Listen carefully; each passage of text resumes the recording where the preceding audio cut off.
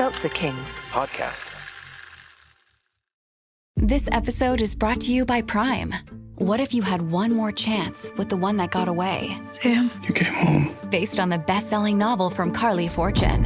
Every Year After follows childhood friends Sam and Percy as they reunite in the dreamy, nostalgic lakeside town of Barry's Bay.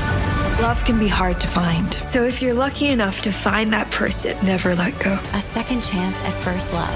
Every Year After, now streaming only on Prime. Do you know what the castle is? I think I've heard something about it. It's Hearst's version of Skull and Bones. They tapped me to join.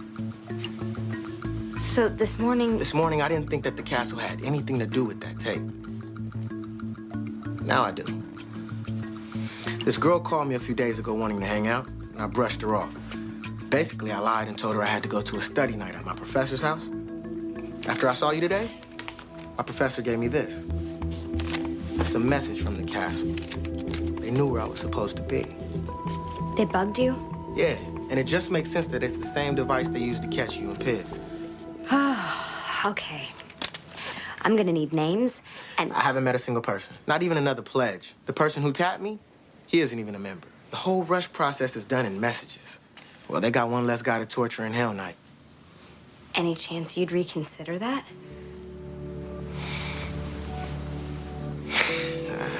I'm sorry. That's crazy. That's way too much to ask. It's not.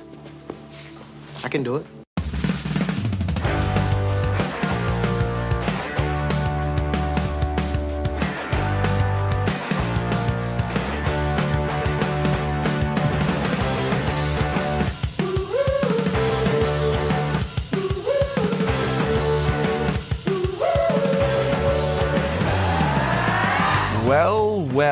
Well, look what the cat dragged in.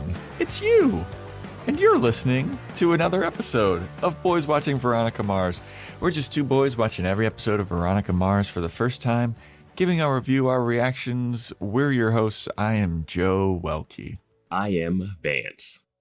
And today we're wrapping up Season 3, Episode 20, titled The Bitch is Back. Directed by Michael Fields, written by Rob Thomas and Diane Ruggiero. Original air date May 22nd, 2007, to an audience of 2.15 million people. And before we get into the episode, just a reminder, join our Patreon, patreon.com/boyswatchingbuffy. We're doing True Blood. We're going to be doing the 50 Shades of Grey franchise all summer long.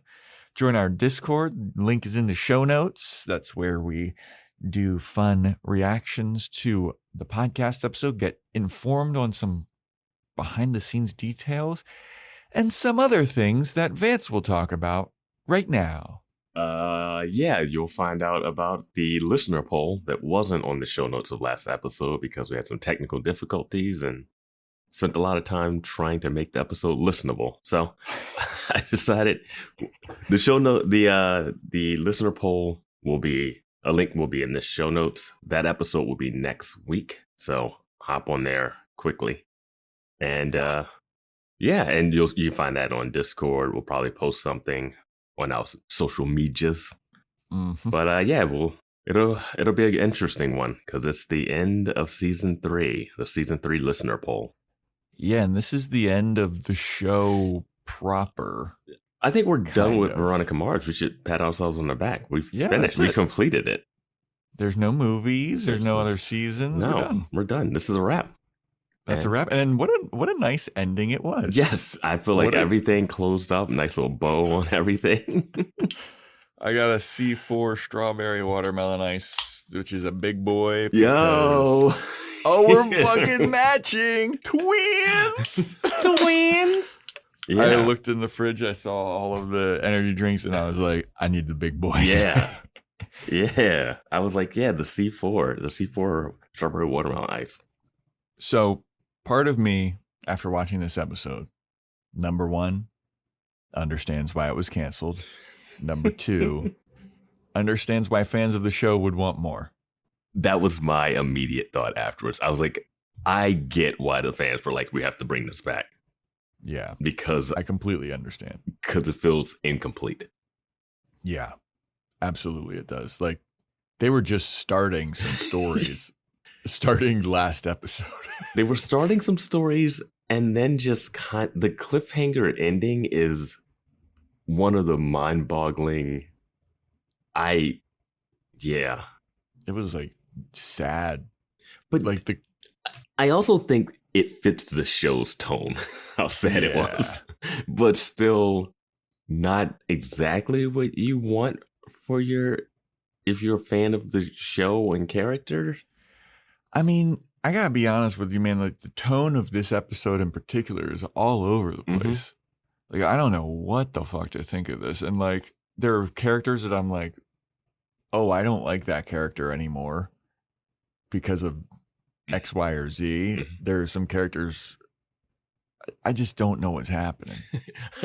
We got Leo D'Amato back in a non-speaking role. They were like, you can't.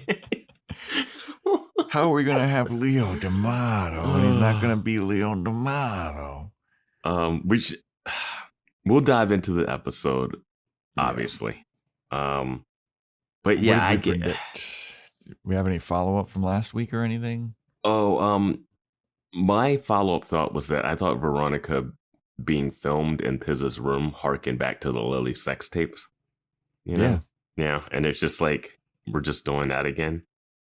So it makes sense that Logan would flip out, but he doesn't think, really. Yeah. Predictions, right? Yeah. We both predicted that Lynn Eccles was coming back. Yeah. No Lynn Eccles.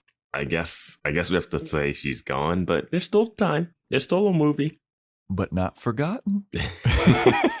I said Allison Hannigan comes back as Logan's stepsister. That doesn't happen. I did a classic Vance where I said we don't see a character again. I said we don't see Weevil again. He shows up. Yeah. And I said this one I thought was a no-brainer. I was like, we're going to find out the results of the sheriff election. Which we do not. Nope. So I got a big fat 0 on that, on all these. Yeah. What did I predict? You predicted Lynn Eccles returns, Veronica Mom comes back, Kendall Casablancas comes back, Hannah comes back, Lily comes back from the grave, Madison is the sex tape maker. I'll give myself 5%. I'll give yourself 5% too. We do get a Lily appearance. Kind of. Oh boy, that is a jump scare. Yes, it was. Yes, it was. That was terrifying. I will say that I feel like this episode kind of handled having all of the main cast in the episode. Yeah, they figure that out at the end of the season somehow. Like, all the characters are in the show. This has been a wild season. Yeah. Should we get into it? Yeah, let's just dive in. All right. So the episode opens up. No recap, because these episodes, last week's episode and this episode, aired back to back. Okay. So this episode opens up with Logan just telling Veronica about the sex tape that's out there. Tells her that Dick Casablancas got a hold of it and showed it to Veronica. And it's Veronica and Piz having sex. And Veronica's like, wow, that's impossible. Because me and Piz, we have never had sex. And Logan's like, you were naked and you were fooling around. I didn't watch the whole fucking thing. I just got mad and I turned it off. But I have a whole CD with it. So here's the DVD. Take it. I beat up Piz. And Veronica's like, you did what? He's like, well, I thought that he made the sex tape. And Veronica's like, how could you? Logan Eccles, get out of my sight. And Logan's like, I'm sorry. And so Logan leaves, and Keith, he comes out of his office. He's like, what's going on out there, honey? I'll see you at home. You want meatloaf? What do you want? Clueless Keith Mars all of a sudden. What is going on? He couldn't hear that, and now why are they not going home together? What does he think Veronica has to do at the office? No idea. No idea. But Veronica's like, everything is fine. It's just Logan being Logan. It was Logan. alarm bell should be going off. Yeah, nothing is fine with Logan Eccles around, my dude. But Keith leaves. He's like, all right, honey, I'll see you at home. He leaves, and then Veronica pops in the DVD to watch her own sex tape. So Veronica goes to Piz's dorm. She's knocking on the door, but no one's home because Wallace is carrying Piz. Piz is beat to shit, dude. Yeah. Like, he is fucked up. Like, he can barely walk. He's got cracked ribs. His face is bludgeoned, dude. And Veronica's like, what happened? Wallace is all upset. He's like, yo, man, you got to get your man's fucking Logan Eccles. I don't know what the fuck his deal is, but I'm going to have a fucking talk with this guy. And Piz is like, I don't know what happened, man. Like, Logan came into the radio station and beat me up. I think he still likes you. I don't know if he's upset about, like, the beach stuff or something. Like, I don't know what's going on, but I got the shit beat out of me, my guy. You know, Wallace is like, you didn't lose a fight, Piz. It was a drive-by. And Wallace is a real one because he's about to go fight Logan about this. Yeah. And Veronica's like, no, I'll handle it. Yeah. But then Veronica tells him, like, hey, Logan got pissed because there's a sex tape of us going around. A non-sex tape. A tape of us fooling around. What is happening on that tape? It reminds me of the girl with the popsicle and all that stuff, how we were talking about that. And it's like, why couldn't Veronica just be having sex with Piz? What is that to? Like, we've seen her have sex with Logan. Like, why would she not? That scene has to end in sex. Yes. I don't know. Or like, I get or at least like oral. Like, well, that's what I'm guessing. I mean, I don't know. I don't know. But that seems like that would be more have sex. Yeah, that seems like that'd be even more like, oh my god, you blew him on the bed, and everyone saw that. That would seem like it'd be more something to be made fun of than she just like had sex with him. Yeah, I know. But I just don't understand the writing decision. To make her not have sex. Just make it sex. We assumed when we saw that scene they had sex. Yeah. Okay. Whatever. But she's like, Piz, did you do this? And Piz is like, no, I didn't do this. And Veronica's like, all right. And then Wallace now is like, I'm going to go fucking give Logan a little talking to, my guy. I was waiting for them. Veronica doesn't understand how it happened. And then I was waiting for them to look for where the camera was. Yes, I was waiting for that too. I was like, okay, can we see you look in the corner to see if the camera's still there? Because it was a mounted camera. Yeah. They never check. No. They never find the camera. They never check for the camera. It's just like, oh, well, that's still there, I guess. Yeah, that was insanity to me. I wanted to see the Wallace-Logan showdown, though. Oh, yeah. Like, the size matchup would have been interesting. Because I feel like Logan probably would have handled himself. I think Wallace would be scrappy, though. So it'd be fun to watch. Little Streets of Rage 2. Axel versus whatever the guy's name is. But yeah. So that's where we're at with that scene. We have Parker showing up to Logan's hotel room. Dick answers the door and Parker just like pushes past him. She's like, Logan, I can't believe that you beat up Piz. Way to prove that you're still in love with your ex-girlfriend. I feel like an idiot. You still have feelings for Veronica. And I was like, boy, oh boy, Parker. And I wrote, Parker's being unreasonable. She's upset that Logan stood up for Veronica, thinking that Piz made a sex tape without her knowledge. And then Logan's like, hey, dude, Veronica's your friend too. Aren't you upset? Shouldn't you be upset about this? And Parker's like, do you just not realize that we just broke up? My note here says, fuck Parker, man. I mean, Parker's right. It's just... No, she's not. No, she's 100% right. He's always been... He still cares about Veronica. It's the same thing. Yes. It's the same. And this is... The situation might not factually like line up where that's her. It's a smoking gun of it all, you know, like, so I get that with Parker. It's just tricky how it's happening, how Logan keeps saying that it was a sex tape, even though it wasn't a sex tape. But then there's that moment where she says the look on your face in this scene where she says something about, oh, I forget exactly what she says, but then Logan has a look like, yeah, I still love Veronica. And then that's when she says we've broken up. I think I'm a little more agrees with Parker in the scene after this one, but this one not so. I mean, she just beat the shit out of Piz, who she also, like Parker also liked Piz. She liked the look of his face. So she didn't want to see that. Could have been her on the sex tape. She didn't want her boy Piz's face all messed up. Also, just seeing that he beat the shit out of this guy like this for, I don't know. I get what they were going for. It's kind of just. Vance, I'm going to put it out there. If somebody puts out a sex tape of you without your knowledge or consent, I'm going to beat them up, my dude. I feel like you're going to be more of a Dick Casablanca. So you're like, huh? Hey, you think I'm going to be sending your sex tape around, Vance? I think you were like, hey, dude. Good form. Nice butt, Vance.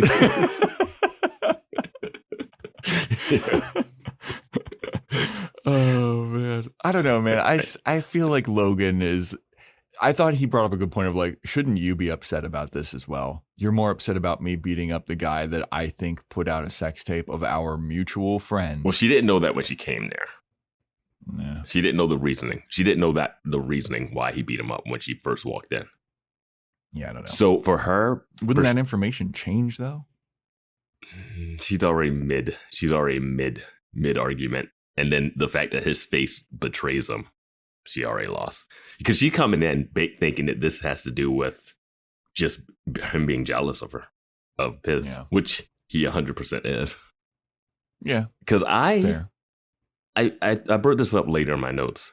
The fact that he doesn't beat up Dick proves it. Fair enough. You know what? That is an excellent point. Like, Dick deserves a punch in the face as much as anybody in this episode.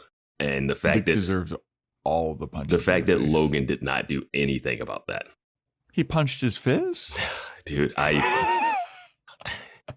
fuck this shit. Dude, honestly, that was one of my least favorite moments in this episode. I couldn't believe it. There's so many least favorite moments in this episode for me. Like, it just kept getting topped. Just unbelievable. That's just an unbelievable fist bump. Just terrible stuff going on in this episode. Yeah. It's going to be a long one. We're still in this. Yeah. That's why we got the tall boys, the C4 big boys. Mm-hmm. Today it was between the C4 or the white monster. Yeah. And I was like, yeah. The C4 is always hit. C4 is great. Strawberry watermelon ice. Got those so long ago. Don't remember who bought them for us. This is the last one I got, though. I think I have one, maybe two. Shout out to you. Anyway, so Parker's leaving and she sees Veronica getting off the elevator on the floor to see Logan. She's like, oh, Veronica. Well, guess what? He's all yours, Veronica. And Veronica goes, trust me, that is not why I'm here. And Parker's like, I don't even give a fuck anymore. I'm leaving. Deuces. Gets on the elevator. Picture wrap on Parker. Yep. Christian, Anna. So Veronica goes to Logan's. Dick answers the door. Dick's like, oh, hey, what's up? And Veronica's like, I'm going to have a fucking conversation with you later. Where's Logan? And he's like, oh, he's over there. Mm-hmm. And then so she goes and yells at Logan for beating up Piz. And he's like, he released a sex tape of you. And Veronica's like, that's none of your business. And my personal life is none of your business. And stop saying it's a sex tape. I was just doing hand stuff. She literally told him it wasn't a sex tape. And then he keeps saying sex tape to her face. Like, why did they change it? What are you going to call it? Why not just make it a sex tape then? I don't know why. I don't know just why. Make it a sex tape. But I also don't know why you're also hung up on. I'm so mad that they didn't make it a sex tape. It's just unnecessary. But what would you call the tape if it was like just her going down on him? I'd still call it a sex tape. Yeah, what are you gonna call it? An oral tape? Yeah, but she sounds like I don't even know what happens on the tape because of the confusion of what she says. Yeah, I mean it's oral sex. I'm surprised You know? she said she hasn't had sex with him at all either, which is also what is she waiting for? Right? I don't know. I don't know. But she's yelling at Logan. It's none of Logan's business. And then Logan's like, I'm standing up for my friend. We're supposed to be friends. Why aren't we friends? I thought we were trying to be friends. And Veronica is like, no, we can't be friends. Very obviously. And you know what? It's over. It's done. I want you out of my life forever. And then she closes those two hideous doors with the hideous door handles. He also says in the scene, someone is always supposed to pay. Isn't that the rule we live by? And I was like, what are we talking about? Yeah. When did they come up with this rule? What is this? What about those people in Mexico? Yeah. Someone's always supposed to pay. Isn't that the rule we live by? We? We? Talk about we. This is like when Keith was like, hey, you know, private eye code, I have to tell them. Like, no, that's not, that has never been established. These are very unwritten rules, my guy. Oh, man. Yeah, that was a very odd thing to say. Those are the rules somebody always has to pay. I remember hearing that and just being like, did I miss an episode? Yeah. Like, did I miss the season? Also, you should be paying that. Yeah. I was like, your dad did not get convicted of killing Lily. Like, No. Okay. Dude, Logan's done so many fucked up things to have that life philosophy. Mm-hmm.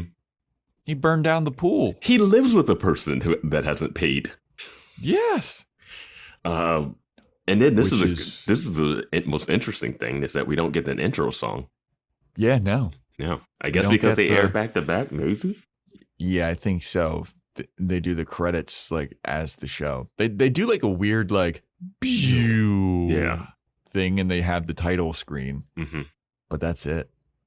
Again, if you're a fan of the show, you don't even get your last theme song. No. So I'll do it for you. A long time ago, we used to be friends, but I haven't thought of you lately at all. Come on now, sugar. Now do the season 3 version. A long time ago, we used to be friends, but I don't have thought of you lately at all.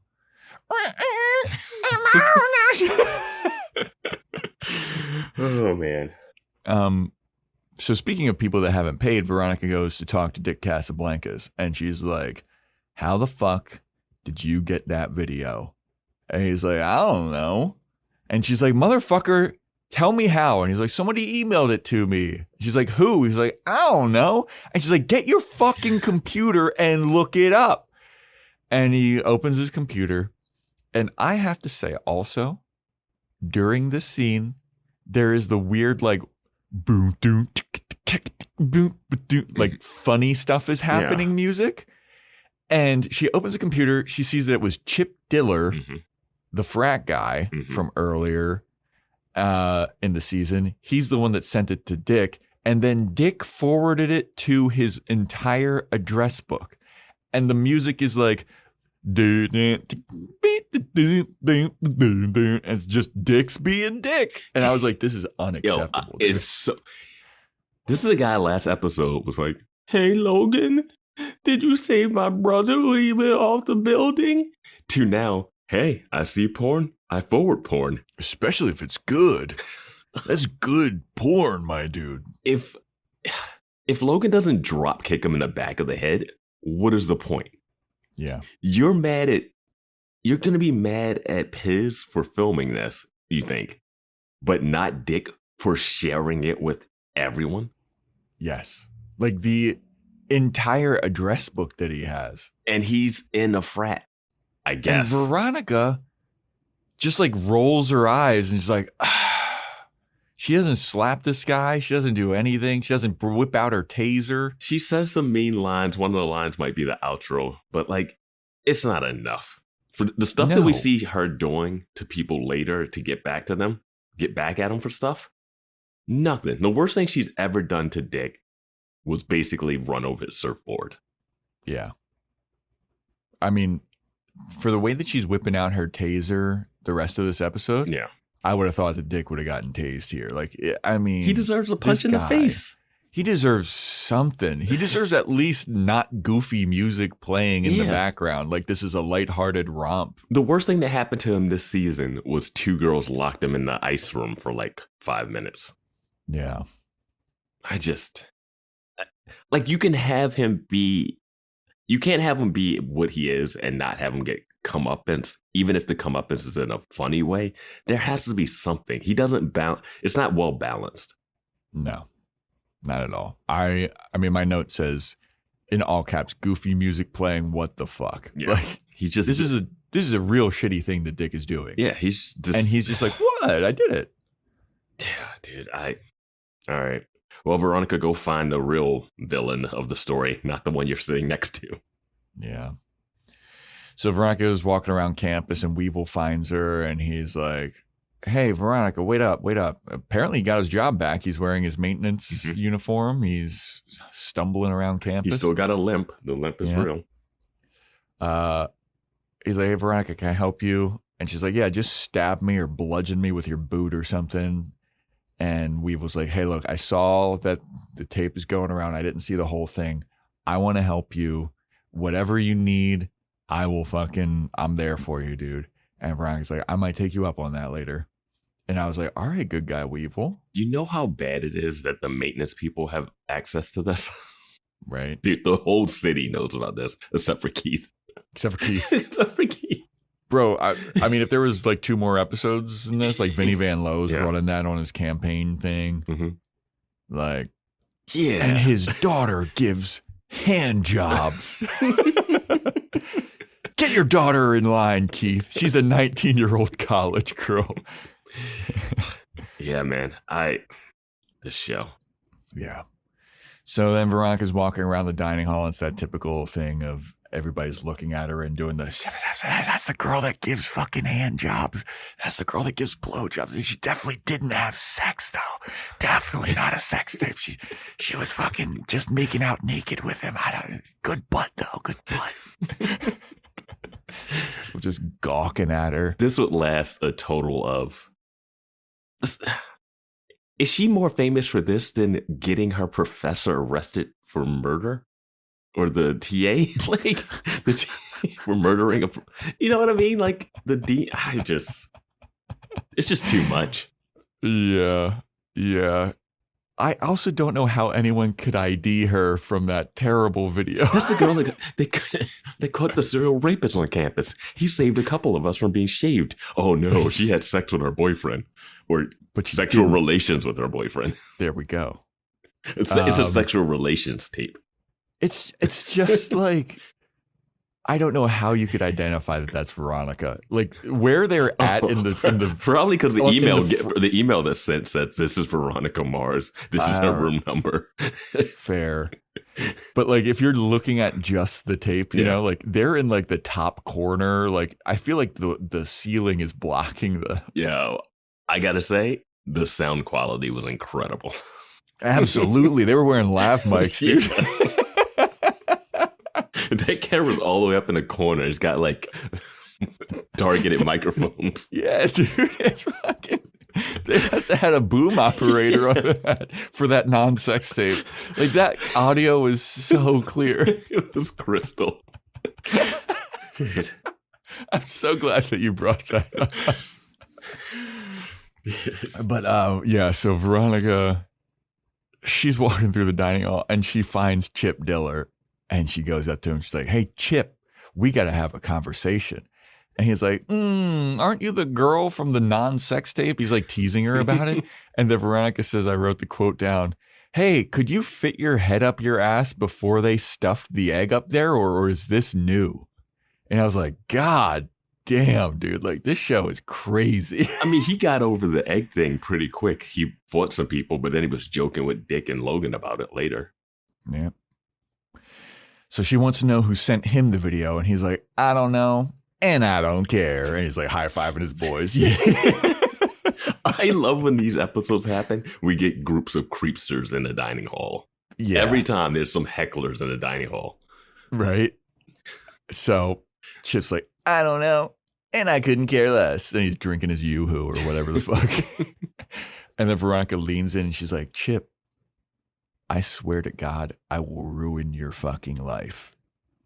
Don't tell me. Go ahead. See what happens. I think you know that I have the ability to ruin your life. And just know that if I'm swearing revenge on you. Yeah. And then she walks away. And Chip Diller chases after her. He's like, hey, wait. Wait, hold up. So the person that sent me his name is Dominic DeSanti. He sent me a video. Veronica's like, thanks, Chip. She walks away. And he's like, hey, we're cool, right?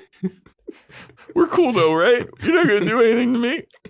It's so good.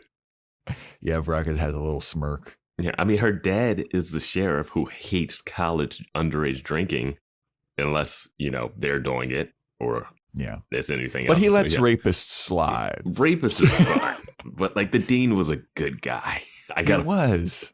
He had to really figure out what was going on with that dean's wife while there was a serial rapist running around on campus. That was before he was sheriff, though. Yeah, because he caught a serial killer while he was a private eye before. Yeah, but who cares about that? Okay. So Veronica goes to Dominic DeSanti's dorm, and she's like, hey, you Dominic DeSanti? He's like, yeah. I recognize you. Gawk. And she's like, yeah, very funny. Where'd you get the video? He's like, somebody sent it to me. And she's like, who? And he's like, I don't know, and I don't care. He closes the door in Veronica's face. Mm-hmm. And she's like, oh, okay. That's how it's going to be, Dominic DeSanti. Because she asked, she's like, just give me a name, and this will be over. He's like, how about you go fuck yourself? Yeah. So then we cut to Dominic leaving a date that he's on. His credit card got declined. While he was on the date, and he's totally embarrassed. He's talking to the girl he was on the date with. He's like, I swear I'll pay you back. This is just like a funny first date story, isn't it? He turns the corner. His car is now on bricks. Mm-hmm. His wheels are missing. Weevil walks by, and he's like, oh, man, is that your car? Oh, man, you must have some bad karma. And then he walks by, leans walks on it. next to the car, poses on it. And then keeps walking. Yeah. Weevil, you shouldn't sign your crimes. Right? You shouldn't sign your crimes. The guy that's on parole. Hey, what do you think he's doing with that card maker he got last episode? Yeah, who the fuck knows? That thread that felt like it was like he's gonna take that, leave, and he's set for life, kinda. Instead, it's like I guess he's gonna, I don't know, get in trouble for actually doing the crime he got free from. I don't know. Yeah. I did love that after Weave was like, you must have some bad karma, the camera zoom in on Dominic's face. Yeah. He's like, oh no. Because Veronica did threaten, like, I'll make your life hell. Mm-hmm. So Dominic comes back to his dorm, goes to turn on the lights, the electric's out. Which is, I don't know if dorms work that way. I guess she just probably hit the breaker switch in the room. Yeah. Because I was like, no way he's like paying. I paid my electric bill in my dorm. Well, I mean, she turns on a different light. Yeah. And Veronica's there in his room waiting for him with her one single light. And she's like, she sings, yeah, you had a bad day. You take a one down, and you turn it around. Fucking Daniel Powter. I hate that song. When I was in high school, for like 3 months straight, when my dad was driving me to high school to drop me off, every fucking morning, that song would come on the radio. And I grew such a disdain for it. It's so annoying. It's not a morning drop-off song. It was on the radio. No, I'm saying it's like a after school. Like, that's a song you listen to after you leave school at like 3 o'clock, not at coming home from work, 8 had a a.m. bad day. They were predicting bad days back in 2007. But so Veronica sings that song at him, and Dominic starts to walk towards Veronica menacingly, and then she whips out her taser and she buzzes it. She's like, "Bzz, bzz, you sure you want to fucking do that?" Oh, Veronica, you have way too much faith in this taser that did not work against Mercer. Or Beaver. Like, what are we... Oh, wait, no, did it work against Beaver? No, it didn't work on Veronica when Beaver was tasing her. Whatever taser that Keith had worked on Mayor Goodman, because Mayor Goodman was out cold. Yeah. Honestly, Veronica, you don't put yourself in the corner of his room. Right. Have Weevil there with you. Your taser is not enough to protect you from this guy if he really is charging you. Yeah, but Veronica whips out the taser and she's just like, "Tell me who the fuck sent you that email." And he's like, "All right, fine. It's a guy named Gory Sorkin. But you can't tell him that I told you." And Veronica's like, "Okay."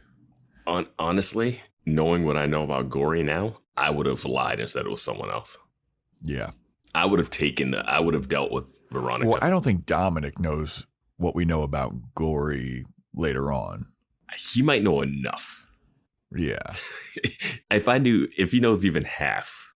Yeah. I don't know. Like, also, this guy, Gory, it's spelled so short. It's like Goria. Goria. Yeah. Because it's, what is that? Russian, maybe? Okay, yeah, because I'd never heard that name in my entire life. I was like, whoa. Well, there's a lot of names you haven't heard in your entire life, Joe. You know what? Good point, Vance. Yeah, your name's Joe. You went very basic. I didn't choose it. Yeah, you did. Everybody chooses where they're born, who they're born to. Yeah. Oh, you're right. Mm-hmm. I forgot.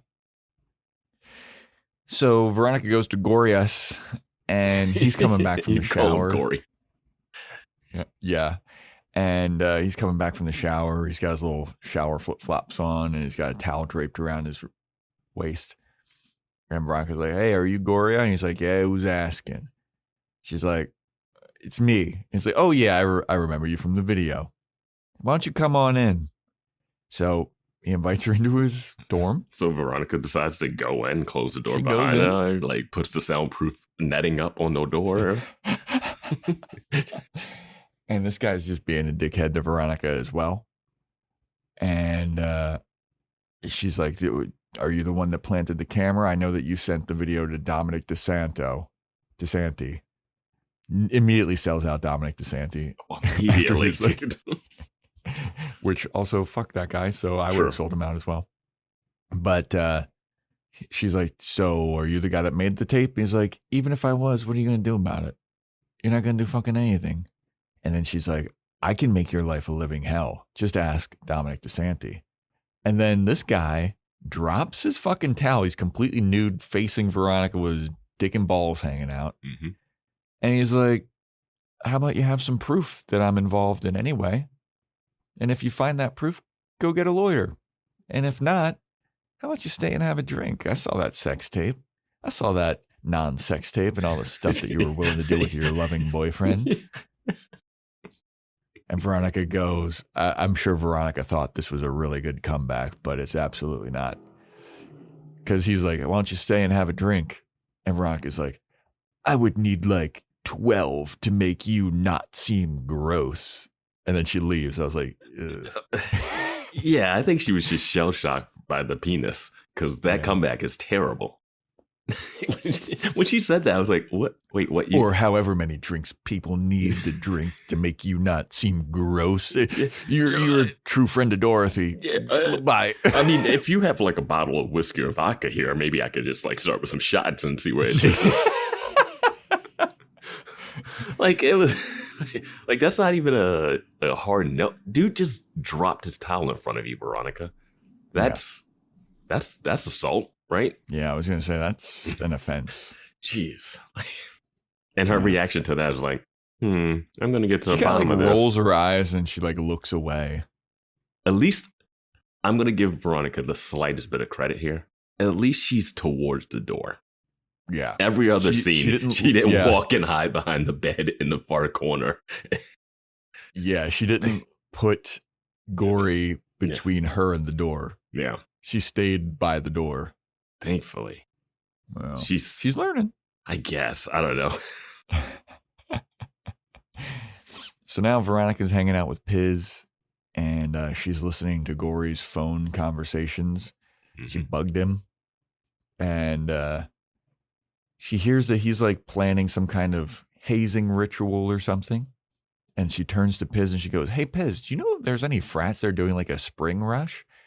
And Piz is like, "Not that I know of." And Piz is also singing some kind of song on his guitar. He's also got he's like, "Hey, look at this thing on my bruise on my face."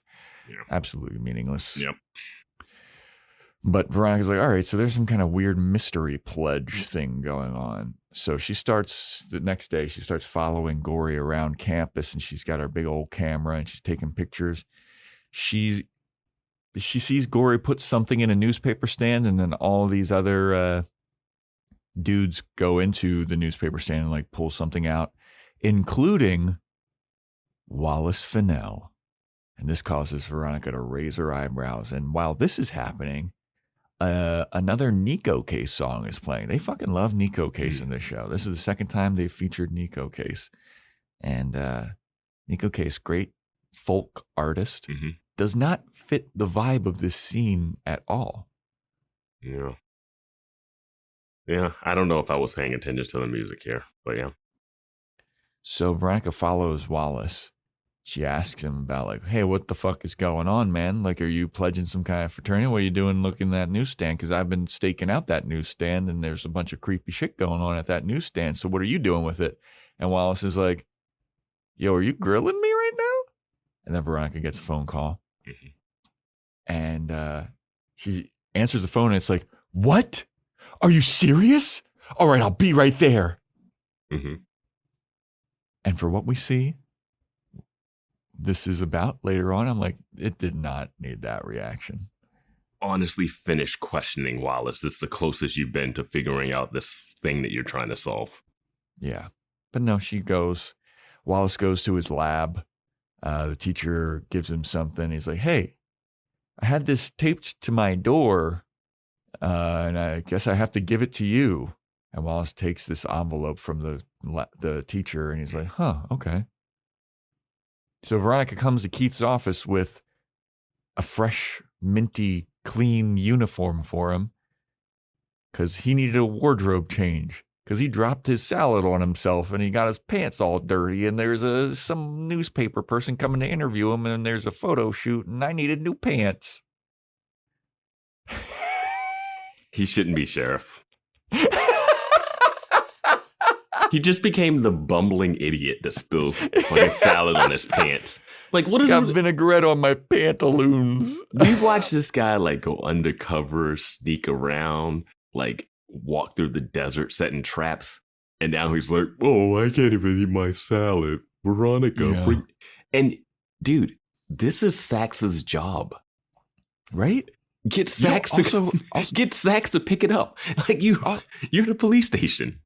But it's also like, do you not have other pants around? Like, it's a uniform. I feel like they have uniforms laying around, right? Yeah, but I guess you don't want to walk out of that place in your boxers. But I'm thinking you can call Sax, call Ina or whatever, the front desk person. Inga, Leo D'Amato, who owes you a favor. Instead, you're like, "Hey, college daughter who's maybe 15 minutes away, can you stop by the dry cleaner and pick up my..." No, I understand. TV show, plot points, information. It's just one of those things where, like, of all things, he spilled a salad on himself. You can't get that vinaigrette out. They just make Keith so dumb. The start of this episode is like, "What? Logan showed up? Okay, I'll see you at home, honey. It's my turn to be the guy making dinner because sometimes you're making meatloaf." Like, oh man, I don't know. And then Veronica's like, "What? You don't think that you and your boxers would boost you in the polls?" Is this a photo shoot that's happening, or is it the interview we see later? Because I was confused about the timing. Yeah, I think it's the. I thought the interview was supposed to be happening that day. Yeah, but we see the interview like the later. Next day. Yeah. I don't And know. there's no way that they're doing a 2-day meetup for. Yeah. Maybe they do. I don't know. I don't know. This show doesn't make any sense. Anyway, so Veronica's at home now, and Wallace shows up to Veronica's house, and he tells her about the castle. Mm-hmm. He's like, hey, look. So a couple days ago, you remember that guy that was following me? I got tapped to be in this secret fraternity called the Castle. It's like Hearst's version of Skull and Bones. And now I think that the Castle has something to do with that non-sex tape that you got, that came out about you. Because a couple days ago, some girl called me to hang out, and I brushed her off because I didn't want to hang out with her. I was doing something else. And then today, my professor gave me this envelope with a letter. It's a message from the Castle. They bugged me. And it's the same device that they used to catch you and Piz and release that non-sex tape. So I don't know anyone in the Castle. All the stuff that I've been hearing about it is very secretive.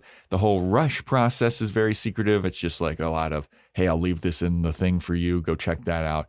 Everything is very, very secret. So I don't know anybody. I don't know how to help you. And then Veronica, and he's like, and you know what? If they're involved in this sex tape, this non-sex tape thing, I don't want to be associated with the Castle at all. I don't want any part of this. And Veronica's like, hey, dum-dum, you have to fucking keep going through with it. That's how we find out who's in the Castle. And he's like, oh, yeah. Well, she makes it seem like, will you do me another favor? And he like ponders it, and he goes like, yeah, I'll do it. I'll go undercover to get these powerful people that leaked your sex tape that they weren't even looking for. Yeah, like what's the point of now? Oh, I guess now she's just like mad that it got leaked, and now it's like, whenever she's on a case, she can't. There's normally a stopping point in the case, and then she doesn't stop because she's more curious. Like I feel like that drives a lot of some of her stuff. Like at this point, she wants to. Now she knows who filmed it and how it got there. Like they were filming Wallace. They weren't planning to film her having sex with Piz, even though the camera's facing his bed and not Wallace's. And yeah, that's my question. I'm like, what purpose is it for the Castle to release Veronica's sex tape? What does that accomplish for them? It actually makes for them to leak that would almost imply that we were filming. You know what I mean? It's Like, I don't know what... The thing is, you would only share Piz isn't running for the Castle. Veronica's not running for the Castle. It's Wallace. This has nothing to do with Wallace. But the thing is, I feel like you would share it between Castle members. Yeah. Which Dick is not a part of. Chip is not a part of. Maybe it was like the Castle was going to have Mercer be a part of the Castle. And this is revenge on Veronica. This is literally just people seeing a sex tape and sharing it just because it's like goofy or whatever. But it doesn't make sense that the Castle that's so secretive would risk giving away the fact that they were filming Wallace's room. Like the fact that you do this, you give away that you filmed it. Yeah. But I could understand if they were sending it between themselves, thinking it's a closed network. But the fact that Dick gets it and like everyone in school gets it makes it seem a little weird. Yeah, it's a little bit of a leap. I don't think that they released this at any. I think they wanted to film this, maybe get some dirt on Wallace, possibly, as we see later. Like, I think they're filming people's rooms and whatever. Yeah. I do have to bring up this though, and not to victim blame. I want to be clear, not to victim blame, but I mentioned this last episode.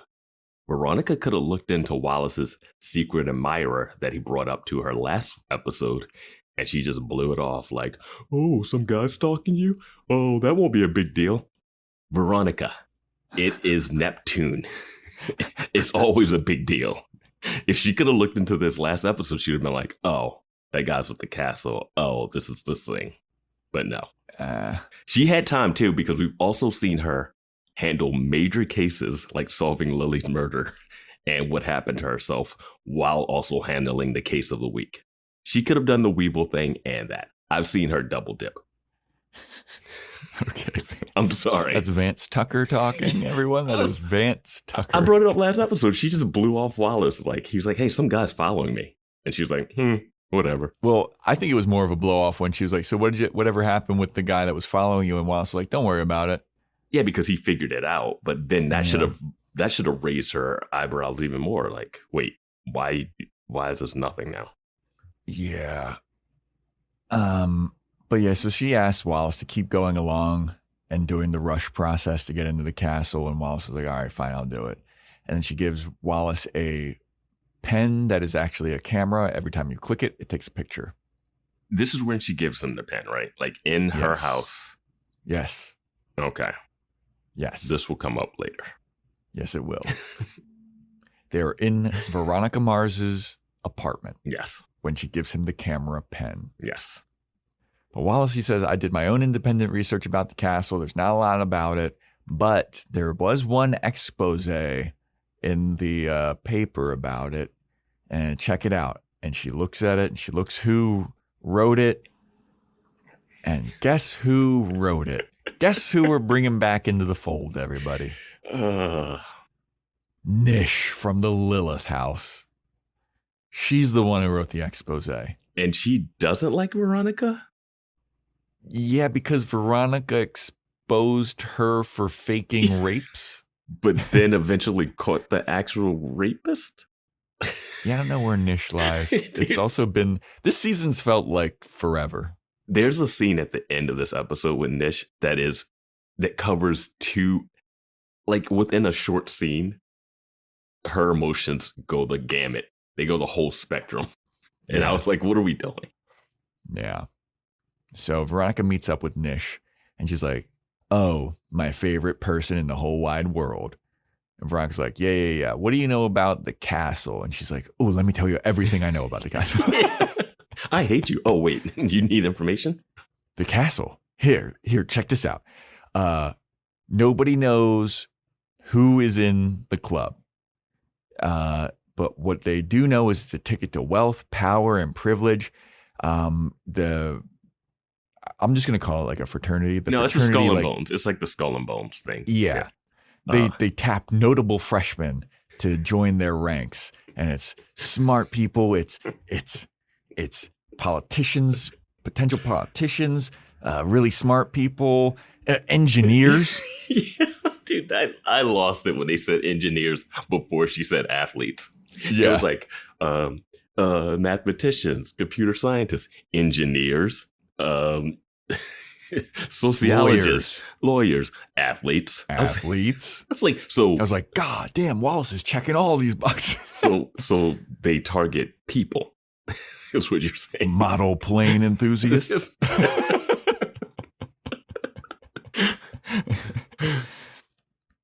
But it's very secretive. Nish said that she tried to do a lawsuit against the castle because they didn't let women in, but because nobody knows who the members are, you can't sue an entity like a ghost, basically. Yeah. So it was very unsuccessful. So Veronica's like, oh, okay. Mm-hmm. So then we see Wallace in a parking lot, just alone, and then a car drives up to him. He hops in the trunk of the car. Mm-hmm. The car drives off. Veronica starts following that car. Wallace gets out in another warehouse situation, and over the loudspeaker, it's like, get out of the car, go down this corridor, go to unit 499, take off all of your clothes and put the collar on. And Wallace, he's taking off his pants, and that's where the camera pen is. Mm-hmm. And he looks at the camera pen, and he's like, oh, shit. And he takes all of his clothes off, and he throws them outside the room, and he sits down, and there's a video camera pointed at him. And it's like, we're going to ask you a series of questions, and you better answer truthfully. Otherwise, one of your brothers will get shocked because there's no secrets in the castle and all this stuff. So they ask him about Richard Rucker and when he ran over that homeless guy. And and then they would talk about how his dad did a crime to save his ass or whatever. And Wallace is like, yeah, that's what happened. And then Wallace gets shocked. Mm-hmm. And he's like, what the fuck was that about? I told the truth. And they're like, yeah, but one of your brothers lied. Do you see how that works? Somebody else lied, so now you're getting shocked. And Wallace's like, God damn, this shit sucks. He's like, it kind of stung a little bit. I think I could handle like 3 or 4 more of these. So then the voice over the loudspeaker goes, so what did you bring with you today? Did you bring something? And he's like, yeah, I brought my clothes. That's about it. And they're like, what about the camera pen? And then Wallace is like, what camera pen? And then you hear somebody in the background like, ah, because Wallace is lying. Turns into a Saw movie. Now, how the fuck? I'm actually understanding it now more when we describe it. But yeah. How? Is it because he looked at it? Yeah, because they threw the clothes out, so they probably just went through and got the They pen. probably looked at his clothes. Because I was thinking in this scene when like you see Wallace grab the pen and decide what to do with it, and then he puts it in the pants and throws it out. I was like, oh, they're gonna pick up the pen and go through all the stuff, and then their faces are gonna be on it because they just like are going through his stuff, and they're gonna accidentally film their faces. And then beforehand, while I brought up how they got it, I was like, did they figure it out? Are they like bugging him throughout the whole thing? You know? Well, but yeah, it does make sense that like once he threw his clothes outside, they would go through his clothes. Yeah. Fair enough. I think it's crazy that he was more okay talking on camera about his dad, a Chicago police officer, committing a crime on tape than he would be about the pen. Yeah. I would have been like, yeah, I brought a pen as a camera pen. I like use it for stuff. Like if you're going to tell, I'm going to tell the truth about the pen. I'm going to not tell the truth about why my dad. Well, it's also. Well, did his dad do anything illegal in that Richard Rucker case? I honestly don't. That was so long ago, man. I thought they found the guy that spent all the money and the other guy, whatever. Yeah, exactly. I don't know. But the fact that you would just like admit to your dad doing a crime on camera is insane. Well, it's also like Wallace could be like, yeah, I got that pen from my friend Veronica. I didn't know it was a camera pen. She's a fucking spy or whatever. Or say anything. I don't know. Yeah. I mean, they don't have him like hooked up to like a lie detector. Yeah, I don't know. So Wallace is then sent outside in his underwear, and he's like spinning around for some reason. He's like he's cold, dude. Like, and Veronica grabs him and she takes him back to her apartment or house. And he's got the Kevlar blanket on, the Mylar blanket, and a bowl of soup. And Veronica's like, thank you so much I shouldn't have done that. We shouldn't have done that. I'm sorry. And he's like, no, it's fine. I'm just going to have PTSD from this experience. It's fine. Don't worry. I got another change of my dad's sheriff clothes I can put you in. So he's like talking about like, I think I figured out who another one of the pledges was. And Veronica's like, really? How? And he's like, well, the guy over the loudspeaker kept calling me number 3. But then at some point, he slipped up. And I overheard him call me 2400. Which, did we hear that? No, this is all nonsense from this, He's like, so he called me 2400. And if this castle thing is tapping like the brightest minds of Hearst College. Wallace would not be tapped. He would not be tapped at all. He was failing his mechanical engineering thing. He's barely playing on the basketball team. He's also friends with Veronica. Yeah. Like this, none of this makes sense at all. No, not at all. But he's like 2400. There was a story about a freshman on campus who got a perfect score on the SAT. I think it was him. And from what I recall, he looked like a little Josh Groban motherfucker. And Veronica's like, all right. She pulls out her laptop. I'm going to figure out who this is. She pulls up the pictures that she was taking at the newsstand. And she's like, is that him? And Wallace is like, yeah, that's that white boy. Mm-hmm. And then they go and find that guy and follow him. Now, I also wanted to bring up earlier when Nish is talking to Veronica about the castle. And Veronica's like, I can't believe this, the most powerful secret organization. And I was like, Veronica, do you forget that you were dating a Triton? Mm-hmm. the secret organization that was in the high school. Yeah. Okay. Just wanted to. All about it. I was just like, you are a part of this. Like, you are willingly a part of these groups. Yeah. But Veronica's like, I'm going to find this guy, Josh Groban, and I'm going to follow him. This episode is brought to you by Google Chrome. You think you know a browser, but Gemini and Chrome? That's new. It can help you with practically anything on the web, like restoring a vintage motorcycle from a 50-page restoration blog, or finally break down that long article you've had open for weeks. Gemini and Chrome is here for it. Ready to make anything online make sense? There's no place like Chrome. Check responses, setup required, compatibility and availability varies, 18+. Study and play come together on a Windows 11 PC. And for a limited time, college students get the best of both worlds. Get the Unreal College Deal. Everything you need to study and play with select Windows 11 PCs. Eligible students get a year of Microsoft 365 Premium and a year of Xbox Game Pass Ultimate with a custom color Xbox wireless controller. Learn more at windows.com/student offer. While supplies last. Ends June 30th. Terms at aka.ms/collegepc. So then Veronica goes to the dining hall and she sees Dominic DeSanti and he's like giving her the evil eye, and she sits down next to Piz and these people are starting bullying Piz and Veronica like loudly about the non-sex tape. Mm-hmm. And they're like, oh, I remember you, nice ass. Like these guys also look like they're 45 years old. The hecklers that we get in these scenes, dude. It's wild. Yeah. But they're like, hey, I remember seeing you. Oh, yeah, I'd bend you over like Piz did. Hey, buddy, Piz, fucking good job, man. And Veronica whips out her taser again. She's like, I'm going to tase this motherfucker. And Piz is like, calm down. Calm down. He's like, they start walking away. I'm about to get my ass beat again. Yeah. They start walking away, and Veronica's like, oh, I want to tase a motherfucker. And then Piz goes, karma will get them. And she's like, I'm going to run them over with my karma.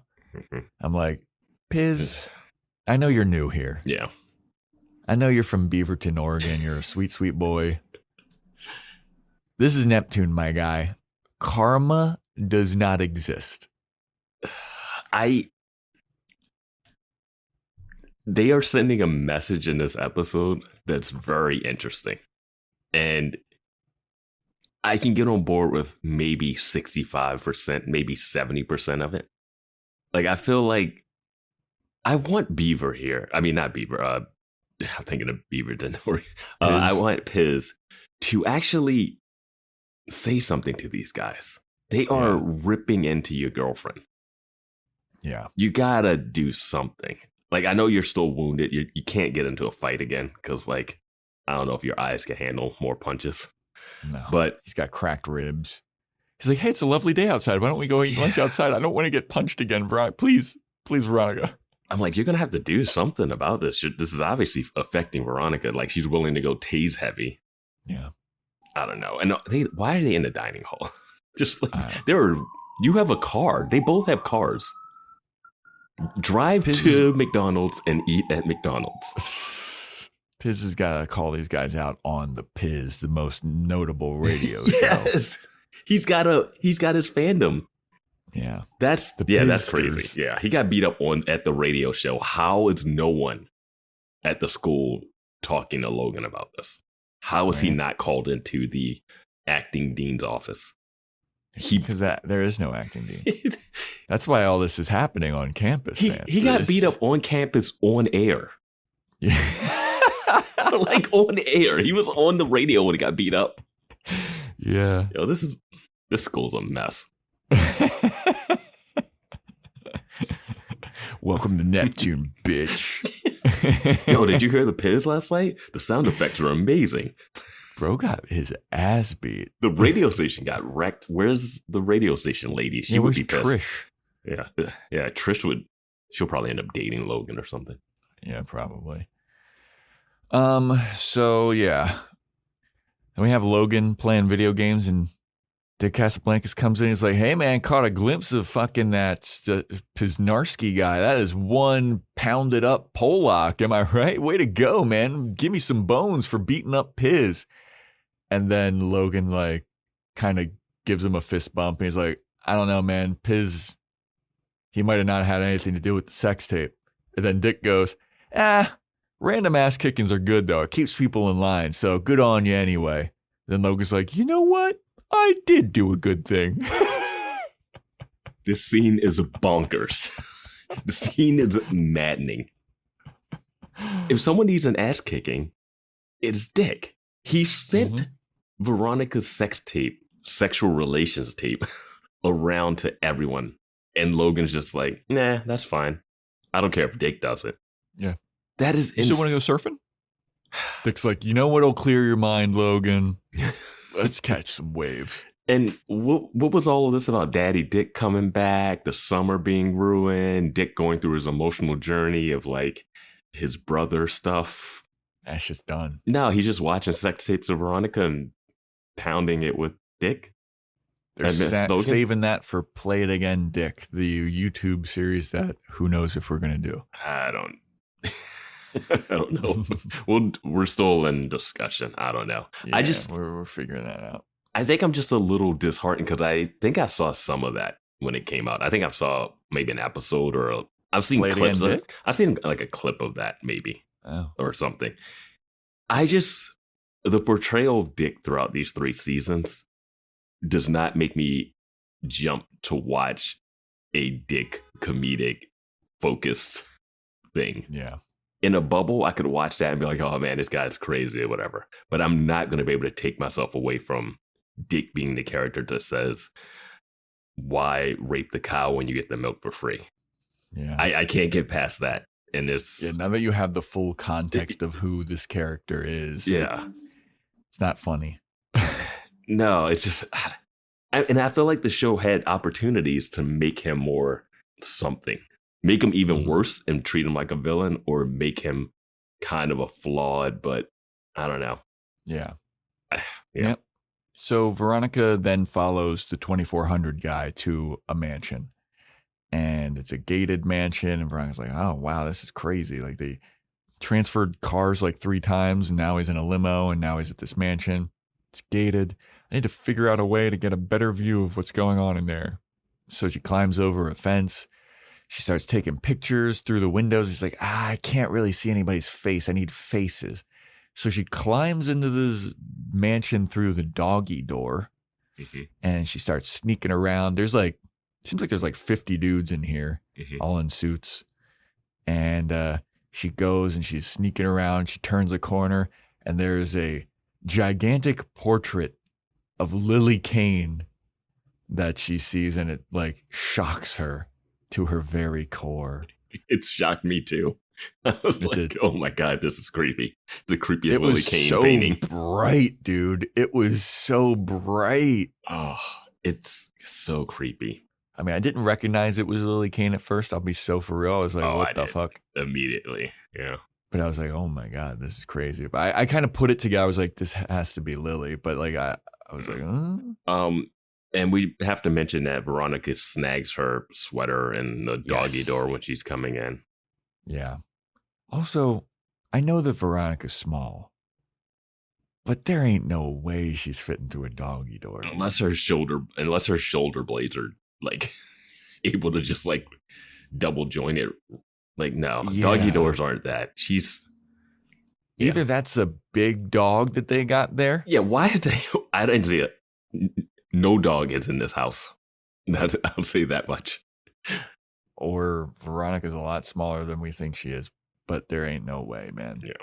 But yeah, she sees the portrait of Lily Kane.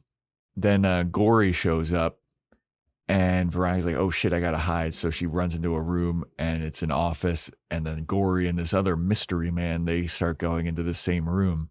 Veronica's hiding behind the curtains. Classic hiding place. And Gory and this mystery man are talking, and they're like, yeah, we had somebody had this like camera pen, like one of the guys that we tapped, we had to let him go because he was trying to spy on us, and he had this camera pen. And they're like, it's whatever. And then meanwhile, this mystery man, he's like putting a CD into a CD drive, and he's downloading a bunch of data to a CD. And then it turns around, and who is this mystery man? That's the head of the castle, it seems. It's motherfucking Jake Kane. It took me a minute to realize this was Jake Kane because I was like, I saw that guy. I'm like, what is he in? Yeah. I literally was like, I thought he was from a different show. It's the beard. Yeah. He has a beard now. It looks a little bit more disheveled. And we haven't seen him since season 1. Yeah.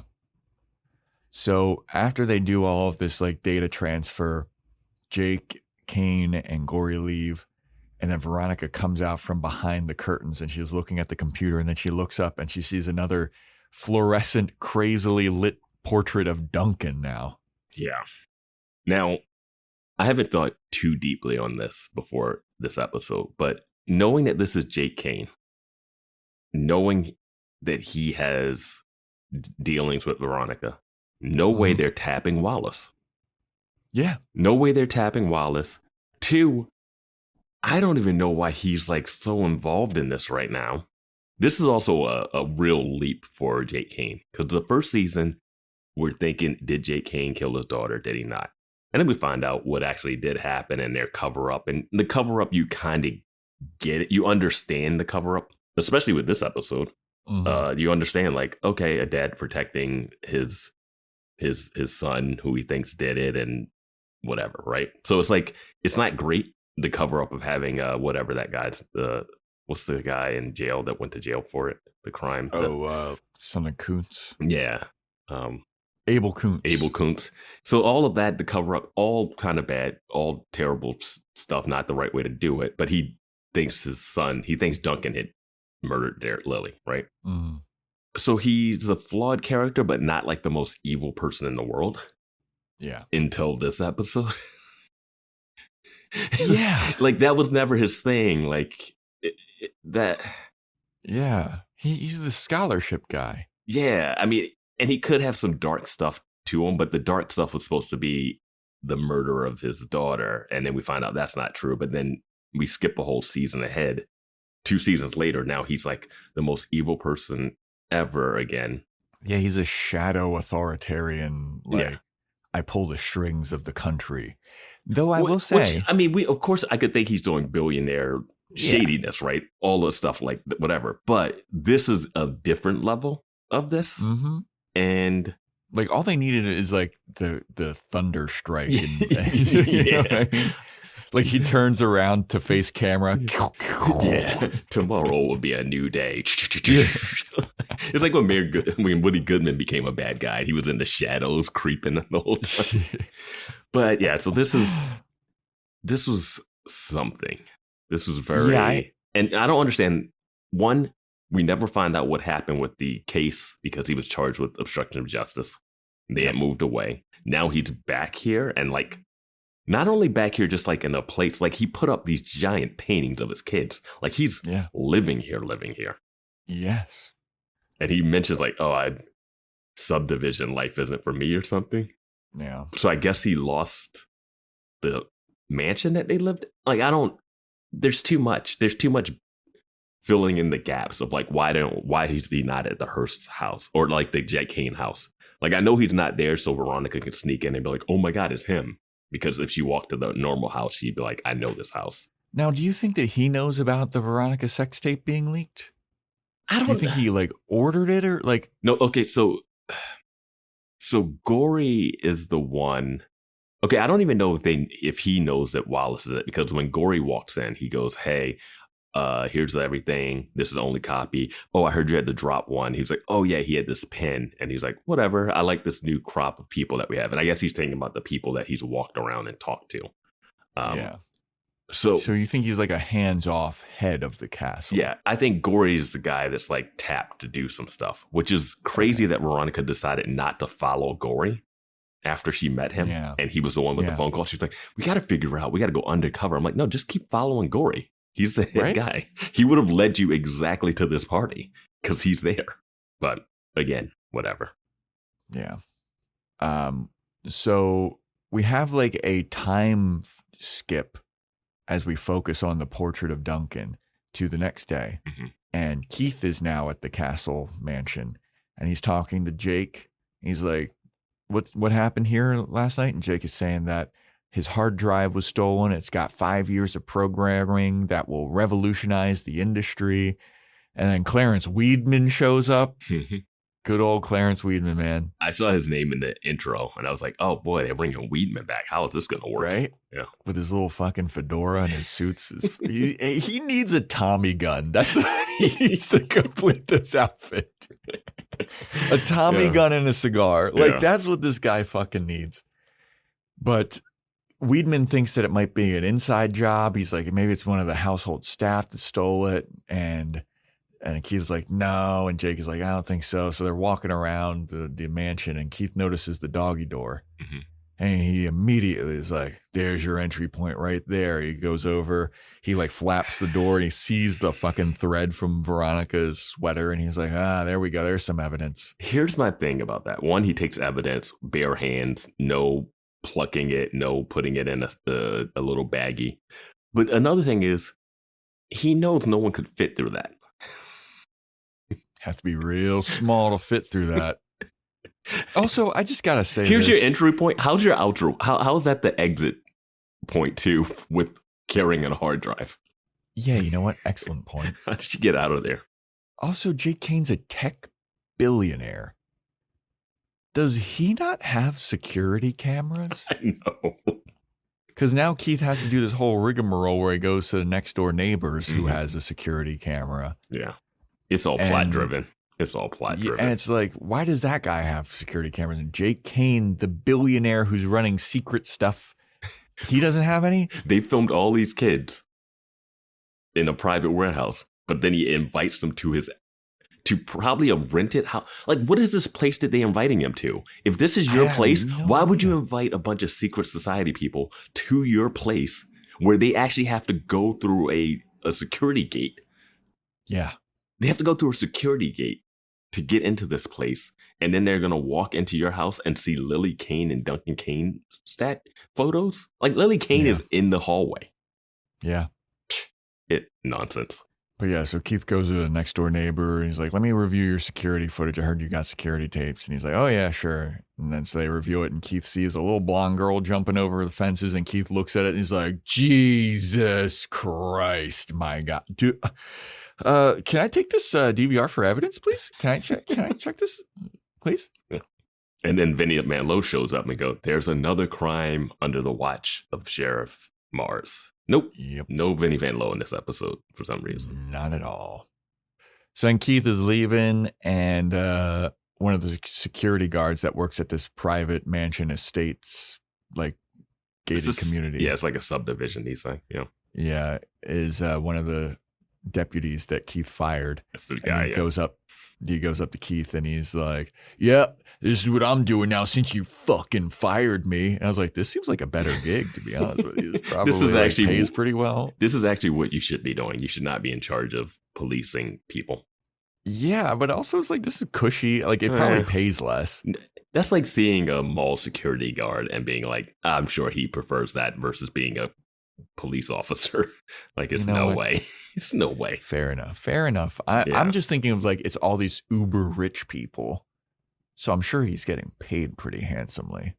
You are really overestimating how rich people pay the guy that works the security desk. Okay. You know what? Hey, sure. Hey, you know what? Thanks for lifting that gate up and letting my friends in. Here's a $10,000 check. No, they don't. He gets paid whatever he gets paid, and maybe he gets holiday tips. All right, fair enough. But Keith is like, hey, can you get me a list of the license plates of the cars that came through in the last couple days? And this guy's like, no. Keith's like, all right. How did Veronica drive in? Dude. It's like, okay. So then we have Veronica. She's on campus and she's talking with Mac.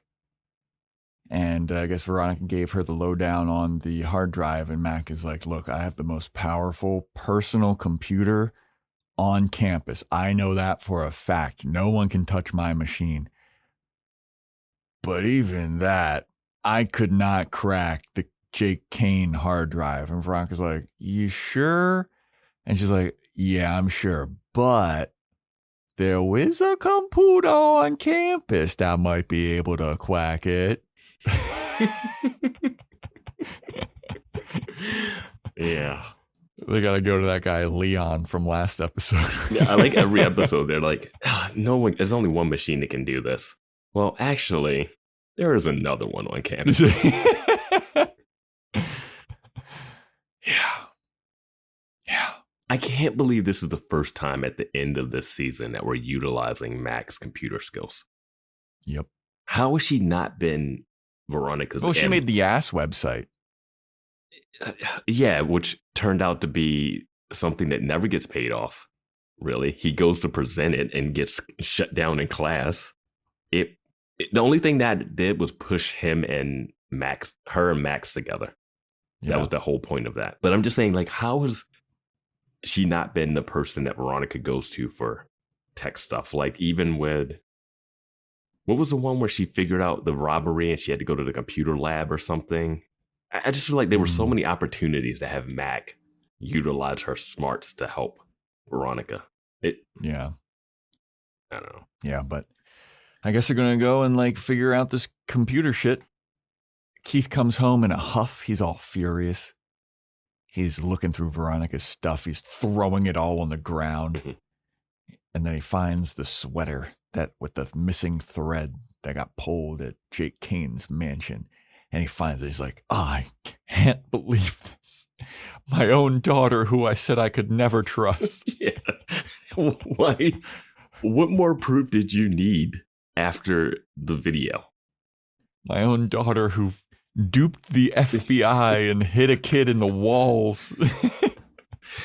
Like, Jake Kane is in town. Of course something is up. Yeah. I do. Yeah, never mind. So then we see Clarence Weidman. He's asking security about the license plate numbers. I need all the plate numbers of all the cars that came through here. Then we have. So he has a list of everybody that's a new member of the of the castle. Great. Well, I guess it would have been the limos that brought all of them there. Fair. But so yeah, then Veronica and Mac and Weevil, they break into the supercomputer lab to crack the hard drive. They break into the Dark Knight's computer lab. I was about to say that. Yes. Lucius Fox is there. Dude, this is not on this campus. No, it's not. They break into a data center for ChatGPT. He's like, hello, Mr. Wayne. What can I do for you today? He like flicks all the lights. So it's like doom, doom, doom. Insane, so dude. They break into the fucking. I know what I was gonna say. You brought this up earlier. Why is Veronica still investigating this? Is she investigating this to find out who disseminated the tape of her? No, she's past that right now. Is she doing this because they kicked out Wallace? Like, why is she investigating? Like, what is her? Why does she want to crack the tape? Yeah, I don't know. I think it's just pure curiosity and getting to the bottom of, like, there's a secret organization. Like, I don't think she's so mad that they're not accepting women in this group. I don't know if she's still mad about the tape because she knows who sent the tape. She knows exactly who did it. I don't know. Yeah. I mean, sure, I don't think she shouldn't do it. I'm just wondering, to get revenge on them for releasing the tape. Or get revenge on them for just being a secret organization in general at this point. Like, it goes to a different level where it's no longer about the sexual relations tape. But then we see Clarence Weidman. He's with the neighbor that talked to Keith. And Weidman's like, I need to know about the visit you had with Sheriff Mars. And then we have Veronica. She comes home to see that her room is a mess. And she's like, what the fuck happened in here? Then Keith bursts in. He goes, did you break into Jake Kane's house? And Veronica's like, what? Oh.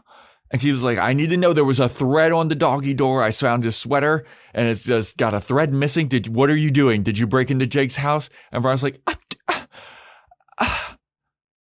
yeah. And he's like, why did you break into Jake Kane's house? And Veronica's like, I can't believe, you know what? I'm going to go spend the night at Mac's house. And her voiceover is like, if I told you why I did it, you would never look at me the same again. He just walked in on you and Piz making out the other day. He was in a courtroom and found out you had a sexually transmitted disease on the stand. Okay? Okay. He knows you're sexually active. Yeah.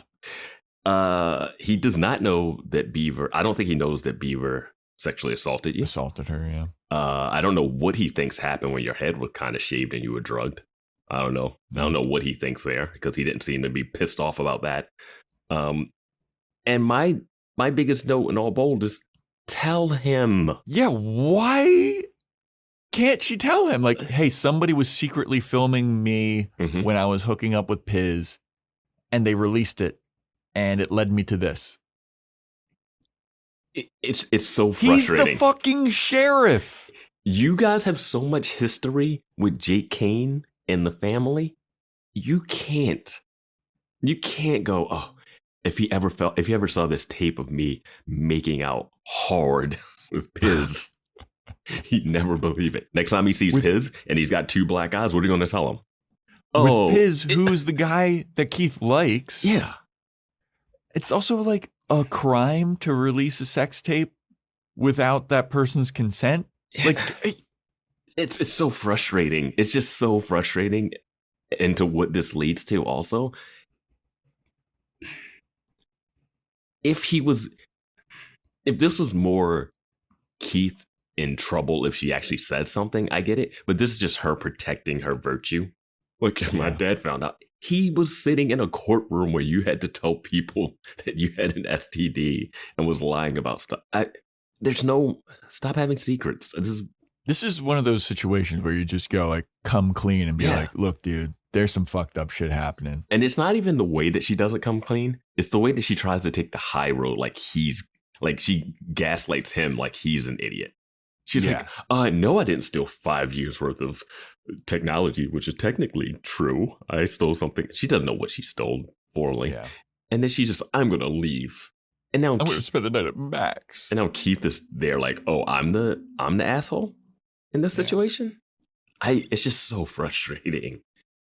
I know it's not easy, but we've also seen her not tell her dad about the sexual assault, which is it's fine. I'm not going to say she has to come out and tell her dad about that, but it's a lot of stuff considering that he's in the crime league of the people that are doing this.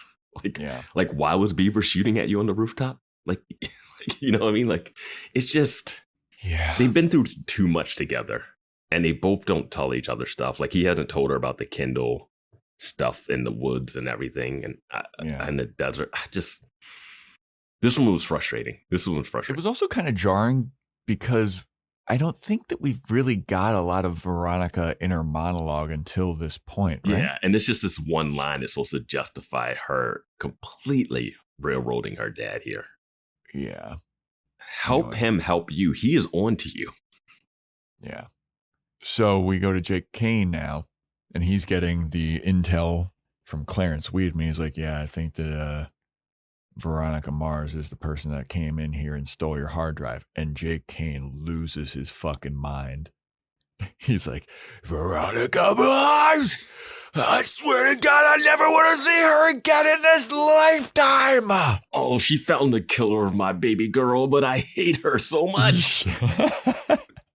Like, I don't understand. I understand you're mad at her for certain things, but you can't be mad at her for solving the crime that you were mad at her about. Mm-hmm. I mean, you could be mad at her because you can't see your son anymore because he ran away with a baby, but that's on you guys if you guys can't find him. You guys have a secret organization like this. You should be spending your time trying to figure out where your son is and your grandson. Yeah. Which I still don't think makes any sense that they had to run away. It's his baby. It's his baby. Why did he have to run away? Jake Kane is a billionaire with so much power now, too. Like, we realize it's not just like he has money. He has influence and power. You mean to tell me he couldn't win a court case to get that baby away from Meg's crazy parents? With a kid in the wall. Yeah. Just it's one of those shows where you think about it and it just starts to fall apart. Hey, we call to the stand Sheriff Don Lamb. Don Lamb, did you see a kid in the wall? Yes, I did. Case closed. Custody goes to Duncan. Custody goes to the biological father of the baby.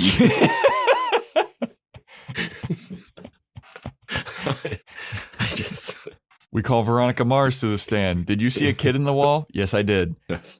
We'll call Meg's sister to the stand. Have they hid any of you in the walls? Have you guys ever been abused in the walls? Yes. Okay. Yes. Case closed.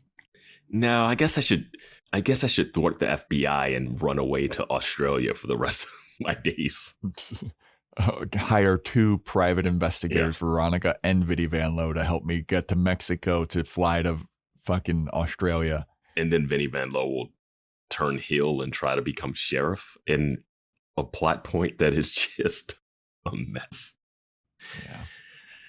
But then we have Keith. He's doing his newspaper interview, and it's all very jovial. Hey, Keith, why do you want to be sheriff? Because I care about the people of Neptune, and I raise my family here. Vinny Van Lowe says that he wanted to be sheriff because he always wanted to wear a badge. Hey, Keith Mars, what do you think of the assault on the radio host that you had just was on the show? Wait, what do you mean? Oh, did you not hear? Piz Wisnarski, Stash Piz Nostashinarski got his ass kicked. It does drive me crazy my Stosh? That Keith is the only person that calls him Stosh. Stosh Piznarski got his ass kicked? Wait, there's a sex tape of my daughter. There's a sexual relation tape of my daughter? Wait, what? But everything, it's all chuckles until Jake Kane and Clarence Weedman and some suit lawyer show up. And Jake is like, Keith Mars, your daughter broke into my house and stole my stuff. And the Weedman is like laying out the evidence. He's like, check with the security guard, plate smash Veronica's stuff. Heard that you saw tape of a blonde girl climbing over the fence. So we need to see that DVR that you got from the neighbor. And Keith is like, y'all got a judge's order? And the lawyer's like, no. He's like, well, then come back when you got one. And then the lawyer's like, okay, we will. And Keith is looking like, you all just seem like a bunch of rich motherfuckers trying to abuse the system. And I won't let it happen. I want everybody in Neptune, no matter what zip code, to get a fair shake. And he's looking at the reporter. Hey, write that down. I know I said it earlier, but write it down again. This is a perfect like an in-action version of that. And the reporter's looking like, I think Keith's in the wrong here. This looks real bad for you. I also wanted to bring up, which we kind of skipped over, is that Jake Kane is so pissed about Veronica that he wants her dead. Yeah. And Clarence Weedman has to push back on, like, is that the best option? Because he says, I don't want to see her again in this lifetime or whatever. Yeah, I mean, that's code for it. He wants her gone. And Weedman's like, you want me to break out the fucking crosshairs again? You want me to break out the crosshair picture? I'll send them.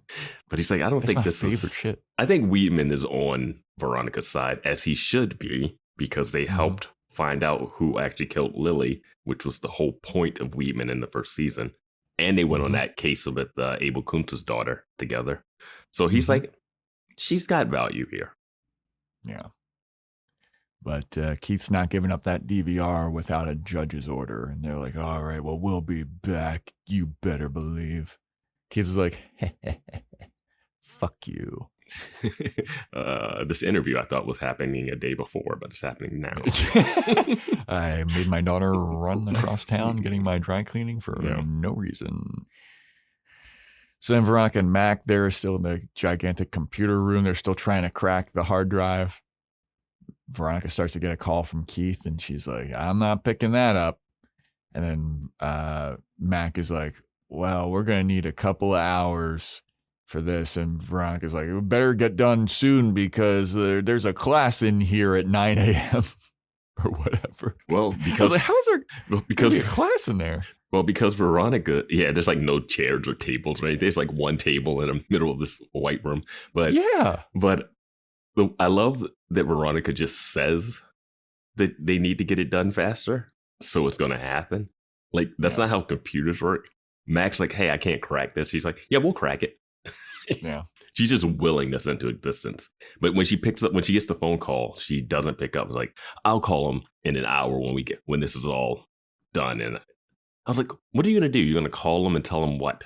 Yeah. Oh, yeah. Because she does say that. And then Mac is like, it's going to be at least 4, 5, 6, 7, 8. It could be several hours, my guy. Yeah. And they're just looking at ones and zeros, flipping over. Eating some Twizzlers or whatever the fuck. Also, what is the time crunch that they seem like they're under? I'm like, why not go? Well, it's because the class is coming in. Yeah, but I'm saying, why not just do this? Weevil has the keys. Why not just do this one night later when you know a class isn't coming in and you can have like a whole weekend?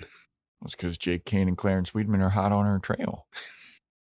Yeah, I guess so. I guess now that Keith has said that, she knows that they will eventually figure her out. So Keith is leaving Veronica a voicemail and it's like, hey, honey, things are pretty bad down here. Shit's hitting the fan. I'm really sad. Call me back. I love you. You're my daughter and I still love you. Then he hangs up and he goes into his drawer and he grabs a screwdriver, goes into the evidence room all suspiciously, and he unscrews a speaker. And he puts the speaker on top of the DVR evidence, which I guess fries it. It's a magnet. Ah, yes. So it erases the tape when you put a magnet next to digital tape remember recording. when that was like such a thing? And now I have a fucking magnetic pop socket on my phone. You can have magnets next to your computer. Mm-hmm. Yeah. I remember that being like a never put a magnet near your computer or your phone or anything. It's a big plot point in Breaking Bad. Yeah. So then Mac and Veronica, they finally have the hard drive cracked and they get the names of all of the castle people from the 1930s to present day. I don't know what they're going to do with this. I guess she's going to keep this and blackmail this powerful organization. Audio files for 30 years and then video files for another 30 years. Mm-hmm. So Keith, he's there in his office with Leo D'Amato. And then the lawyer comes Jake Haynes' lawyer comes and he's like, all right, you said I needed a judge's order. Here's your judge order. And then Keith goes, Leo D'Amato, why don't you do me a favor, guy, and you go in the evidence room and get that DVR for this nice young gentleman. And Leo's like, all right. I honestly believed that he was throwing Leo under the bus again. Oh. Because Leo should not be a cop because he stole state's evidence. Yeah. And now he has him bringing more evidence. And Leo's only in this scene. He's never seen in any of the other police station scenes. And he doesn't get a line. He just jumps up and runs. Like, they're not paying him for a speaking role in this, maybe. I don't know. But when he did this, I was like, this seems calculated by Keith to make the chain of handoff. The person that's going to be signing it out is going to be Leo D'Amato. And Leo D'Amato already has a record on this. Yeah. But this still looks bad for Keith because why would you hire him back? Yeah, you hired back this crooked cop. Who should never have access to the evidence locker. Yeah. So then Veronica and Mac, they're at home and they're watching all the confessions from the castle people, 30 years of audio, 30 years of video. Veronica watches Gory's confession. I watched this twice. Because I didn't know exactly where. Well, since you watched it twice, why don't you take over and tell us what Gory had to say in his confession? Okay, so we get basically the Wallace tape, the Wallace confession footage. Yeah, he's in his underwear. Yeah, he's got the collar on. Yeah, and Gory is gleefully confessing being at a cabin with his dad and uncle, and his dad and uncle show up with dead bodies in the trunk, and they take him to a shed and start chopping them up. Yep. And chainsaws. And Mac and Veronica are listening to this. And Veronica goes, we're not planning on saying shit about this. Yeah. So my thought was, what about you and Logan's code if someone has to pay? No. That was made up. So when I first heard that, I watched it twice because when I first heard it, I was like, oh, he's confessed something about something. And I thought he was going to use this to get back on Gory because that's how every episode of this show has always been. But then when he said this, I was like, wait, is he a serial killer? I mean, he's saying this like with the cold, dead jovialness of someone that is a psycho. Yes, exactly. And I was like, oh, did he kill these bodies? Like, it's very nonchalant. Like, yeah, I was at a cabin with my dad and I saw my uncle and they had bodies in the trunk. And then I heard the whirring of a chainsaw. And then I saw them taking out some trash bags. And I guess they chopped up people. And two things about this. One, when you're interviewing these people, you already know what they did. You just want them to say it on tape. So you already know that this guy's connected with like some mafia, Goria Sorkin, right? So why is this guy? Now this is the question and leap that you have to make. Jake Kane is so evil that he hangs out with this guy and this is his main point of contact at Hearst College. Like he knows that guy's connected to mafia ties. Yeah. And that they kill people and chop their bodies up.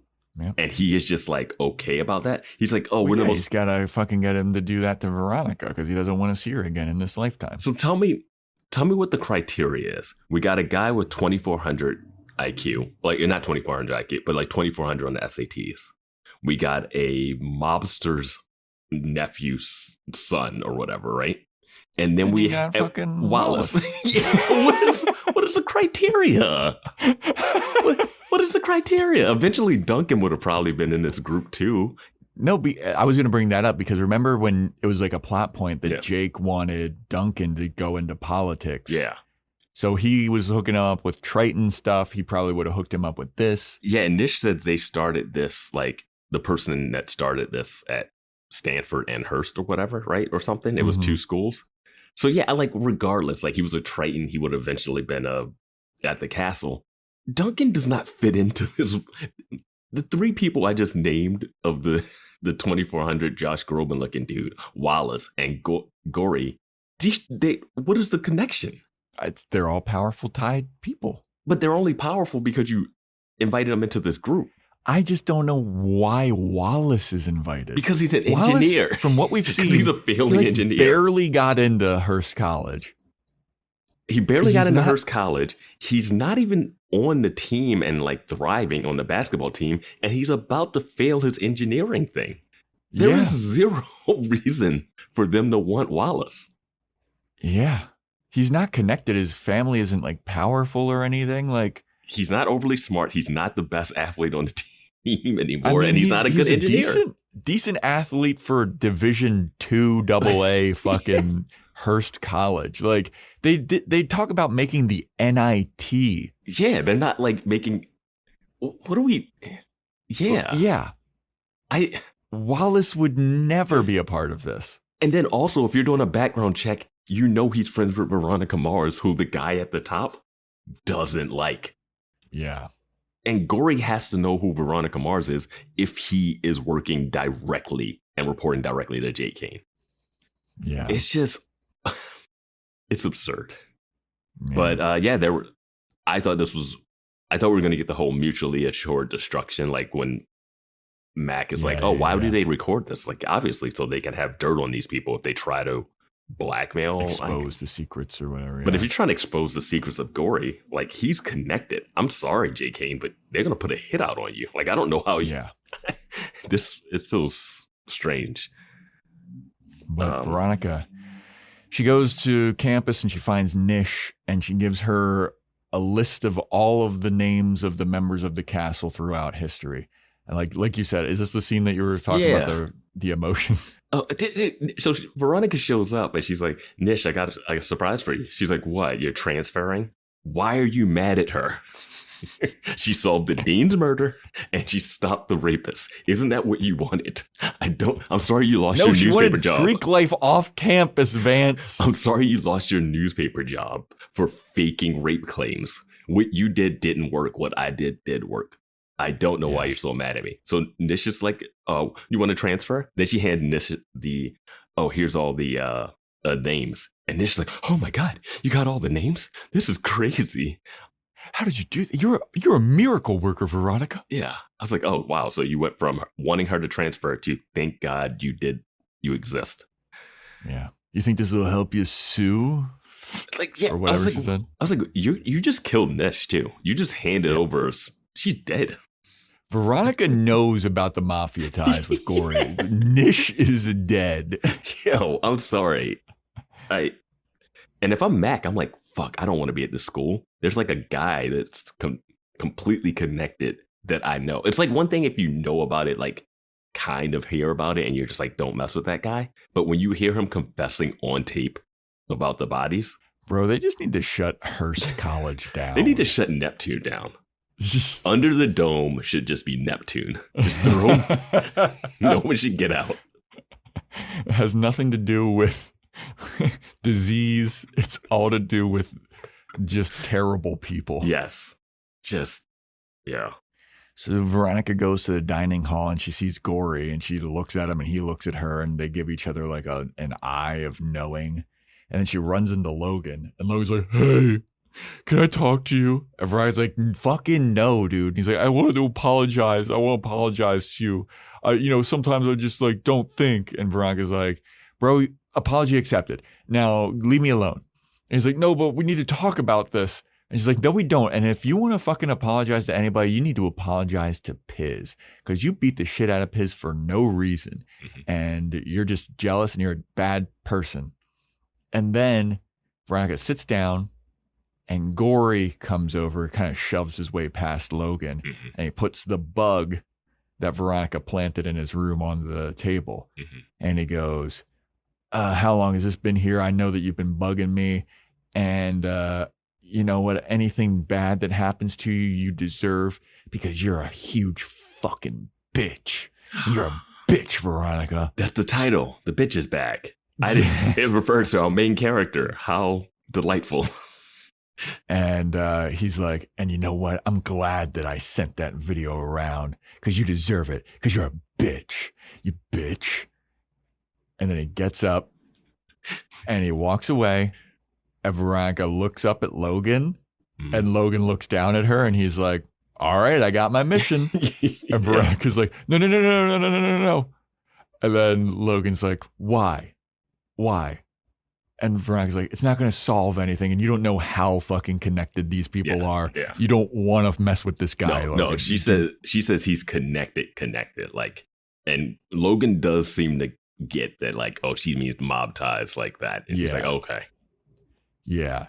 And then Veronica, like, I forget what happened. She like turns around. Did she get a phone call or something? Well, she says he apologizes again. And then Veronica goes, it's going to take some time this time. Yeah. And then she goes back to sit down. But I like in the beginning of the episode, she was like, we're done. And now in this episode, later, 2 days later, she's like, it's going to take some time. So we're not done. It's just going to take some time. Like she's already softening within 2 days. Yeah. And then we get this craziness. Yeah, so Veronica goes to sit back down and Logan just is like, all right. And he goes to just beats the shit out of Gory. Mm-hmm. And he's stomping Gory out, dude. Like Gory's on the ground. Logan's punching him. Very wild haymakers being thrown. I'm going to gotta say, Parker was right. Because Logan knows who sent the tape and did not beat him up to the level he beat up Piz.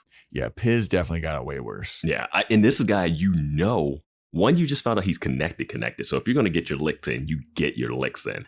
And two... Yeah, also, he called Veronica a bitch. Can you believe that? Yeah.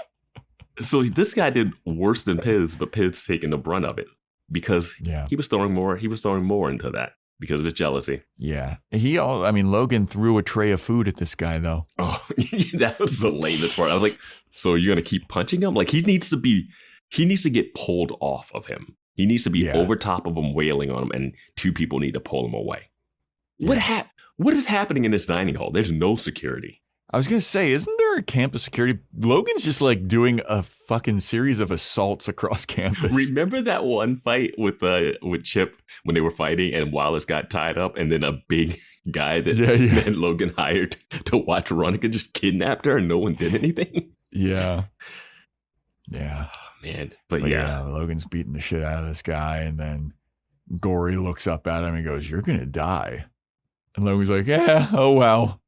And he's walking away, and he sees Piz, and he goes, "Hey, Piznarski, hey man." No, we're skipping over. Sorry. We're skipping over a moment because he says Gory says, "You're going to die." And then Logan goes, "Yeah, one day."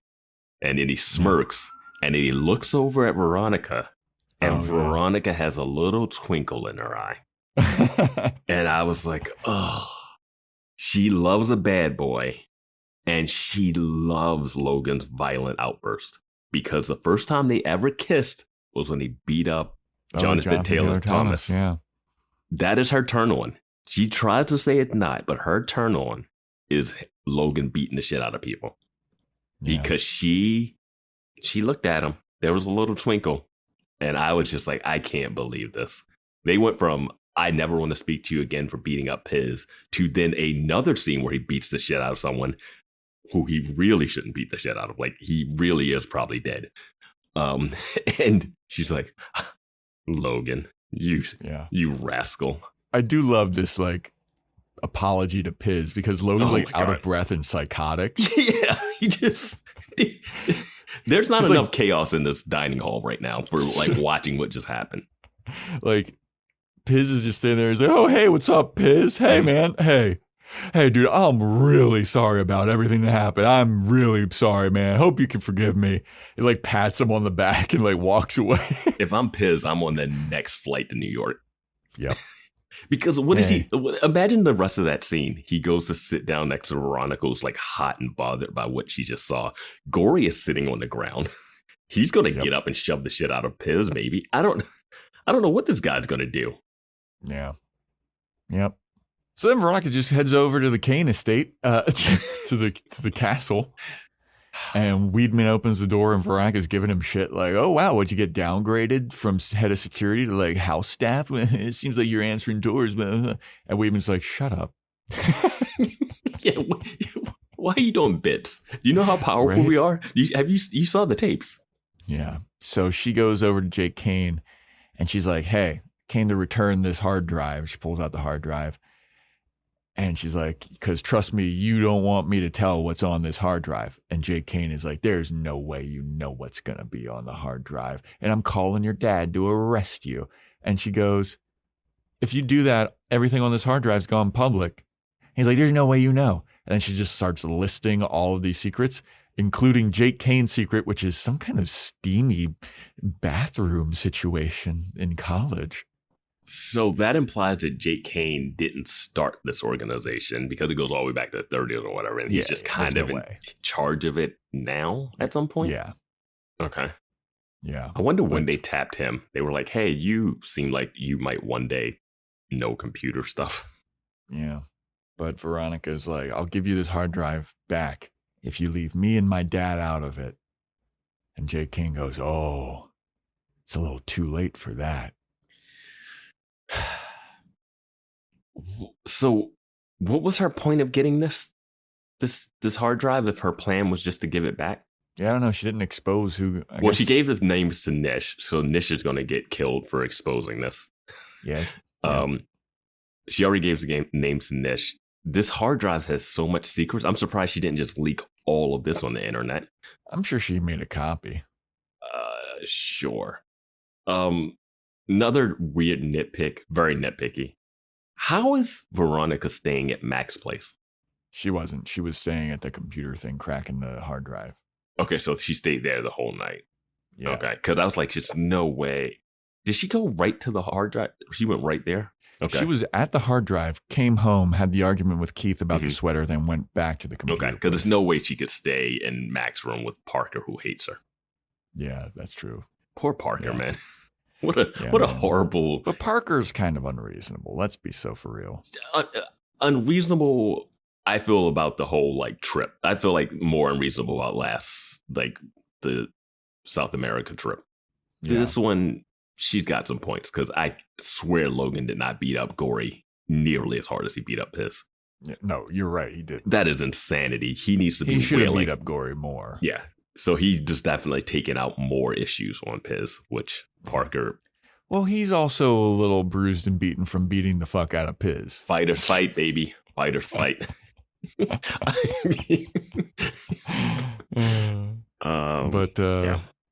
Yeah, so Veronica comes home and Keith is there and he's whipping up some dinner. He made gumbo. He's all honky-dory happy. Not an easy meal to make. No.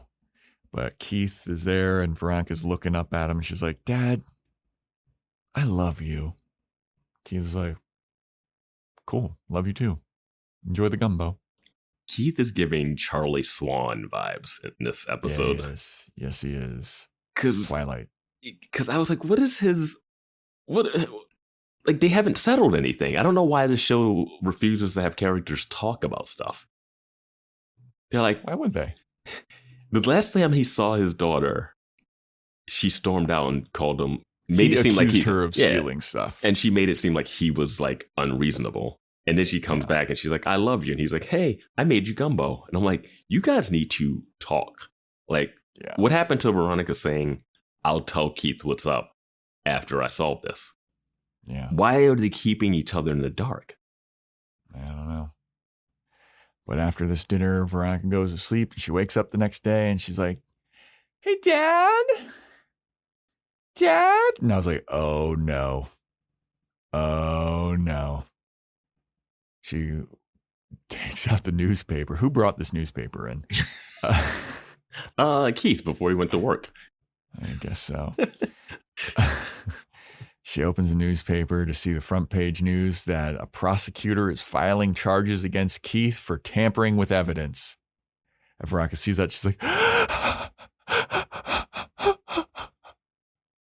so she Dad is going to jail. So she calls Keith to have a conversation with him, or no? Okay. She goes to the voting booth. She votes for Keith for sheriff, and it's raining. And the song that's playing is "It Never Rains in Southern California." And then Veronica walks down the street sadly, and that's how this series proper ends. Yo, this ending is so anticlimactic. Yeah. I would be pissed as a fan of this show. Yes, I completely understand why fans of the show were up in arms about, like, this needs more. Like, where's the end of the season? Yeah. We don't even find out if he won the sheriff. Like, what? We got to come back. Even if there was another season, I got to wait a whole season to find out if Keith is going to go to jail, if Keith is going to win the sheriff election that no one cares about. Yep. Not only that, like, they don't find it out because the show got canceled. The movie didn't come out until 7 years later. Yeah, and I don't even know what the plot of the movie is. Me neither. I'm sure it's following up on some of this. It has to, right? 7 years?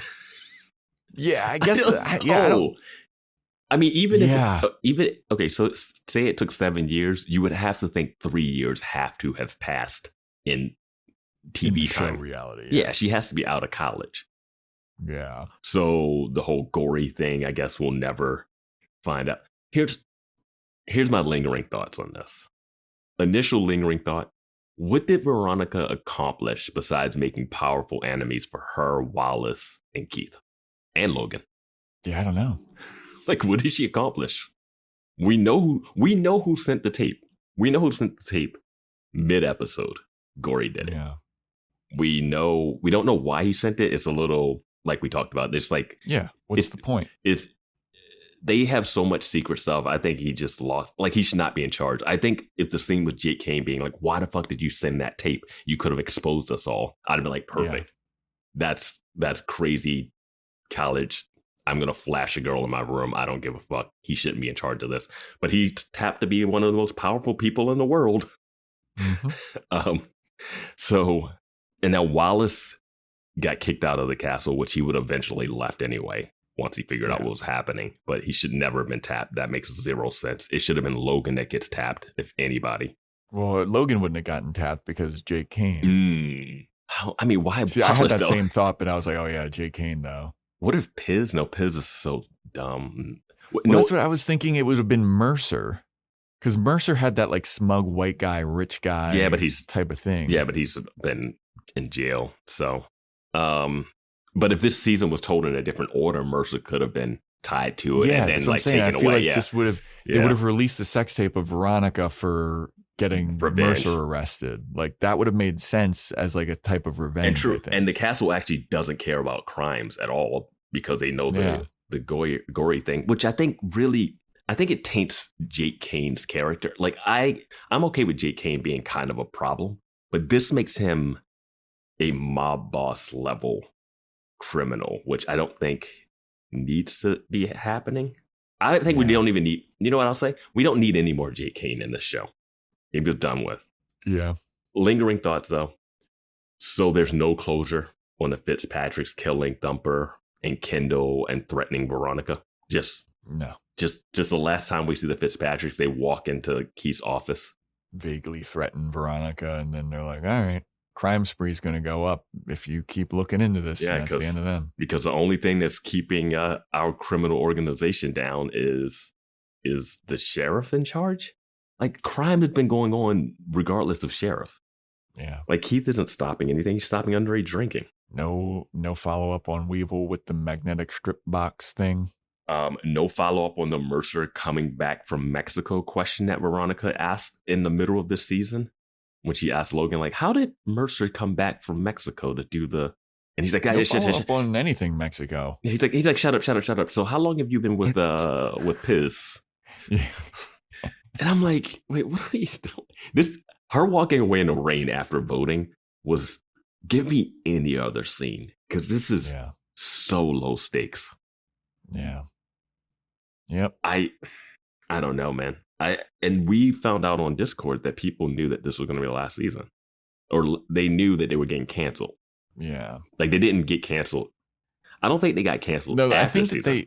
I think that they didn't know that they were getting canceled until May, which is when this like came out. So when I feel like everything was already probably written. Okay. That makes more sense if they thought they were going to have another season. Because this is not set up for a finale. Yeah. But I also don't even like this as I don't even like this as a kickoff for season 4, though. Yeah, the cliffhangers are wild. I mean, we'll dive more into this when we do our like season recap. But the cliffhanger for season 2 was essentially they solved the crime. They were going to go to New York. And then Kendall's like, here's a bunch of money. Yeah. Abandon your daughter who was just shot at on a rooftop, Keith. And Keith's like, hey, daughter, who I'm like overprotective of sometimes, go to New York by yourself. Yeah. But that is the bitch is back. And now the bitch is gone for 7 years. I'm kind of interested to see Kristen Bell's take on the character 7 years later. Me too. Because we have the movie before season 4. Mm-hmm. But yeah. That is a wrap for the bitch is back. You got anything else to say on this one, Vance? No, I'll save it for the season recap. All right. Well, thank you, everybody, for listening. Please join our Discord. Let us know what you thought of the episode. Look out for that listener poll of stuff. Be on the lookout for other things in Discord. Join our Patreon, patreon.com/boyswatchingbuffy. We're covering True Blood, 50 Shades of Grey. Then we want to shout out Apple Podcasts, Spotify reviews, Amazon wishlist, at Boys Watching Buffy on Instagram and TikTok.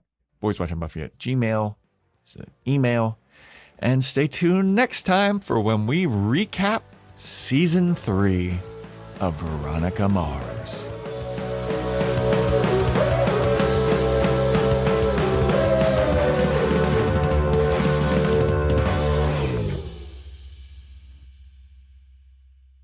It's like you're this giant jackass piñata begging for someone to beat the candy out of you. This Father's Day, when you ship UPS Air at the UPS store, your items arrive on time or your money back, guaranteed at no extra cost. It's like the father of all shipping services. It shows up to the airport way too early, just to play it safe. It's overprotective about all the things that truly matter, and it's always prompt, especially to be with family. Make it your first choice to celebrate your dad. Ship UPS Air with our money-back guarantee, exclusively at the UPS Store U.S. retail locations. Visit the upsstore.com/airshipping for full details. Terms and conditions apply. Seltzer Kings. Podcasts.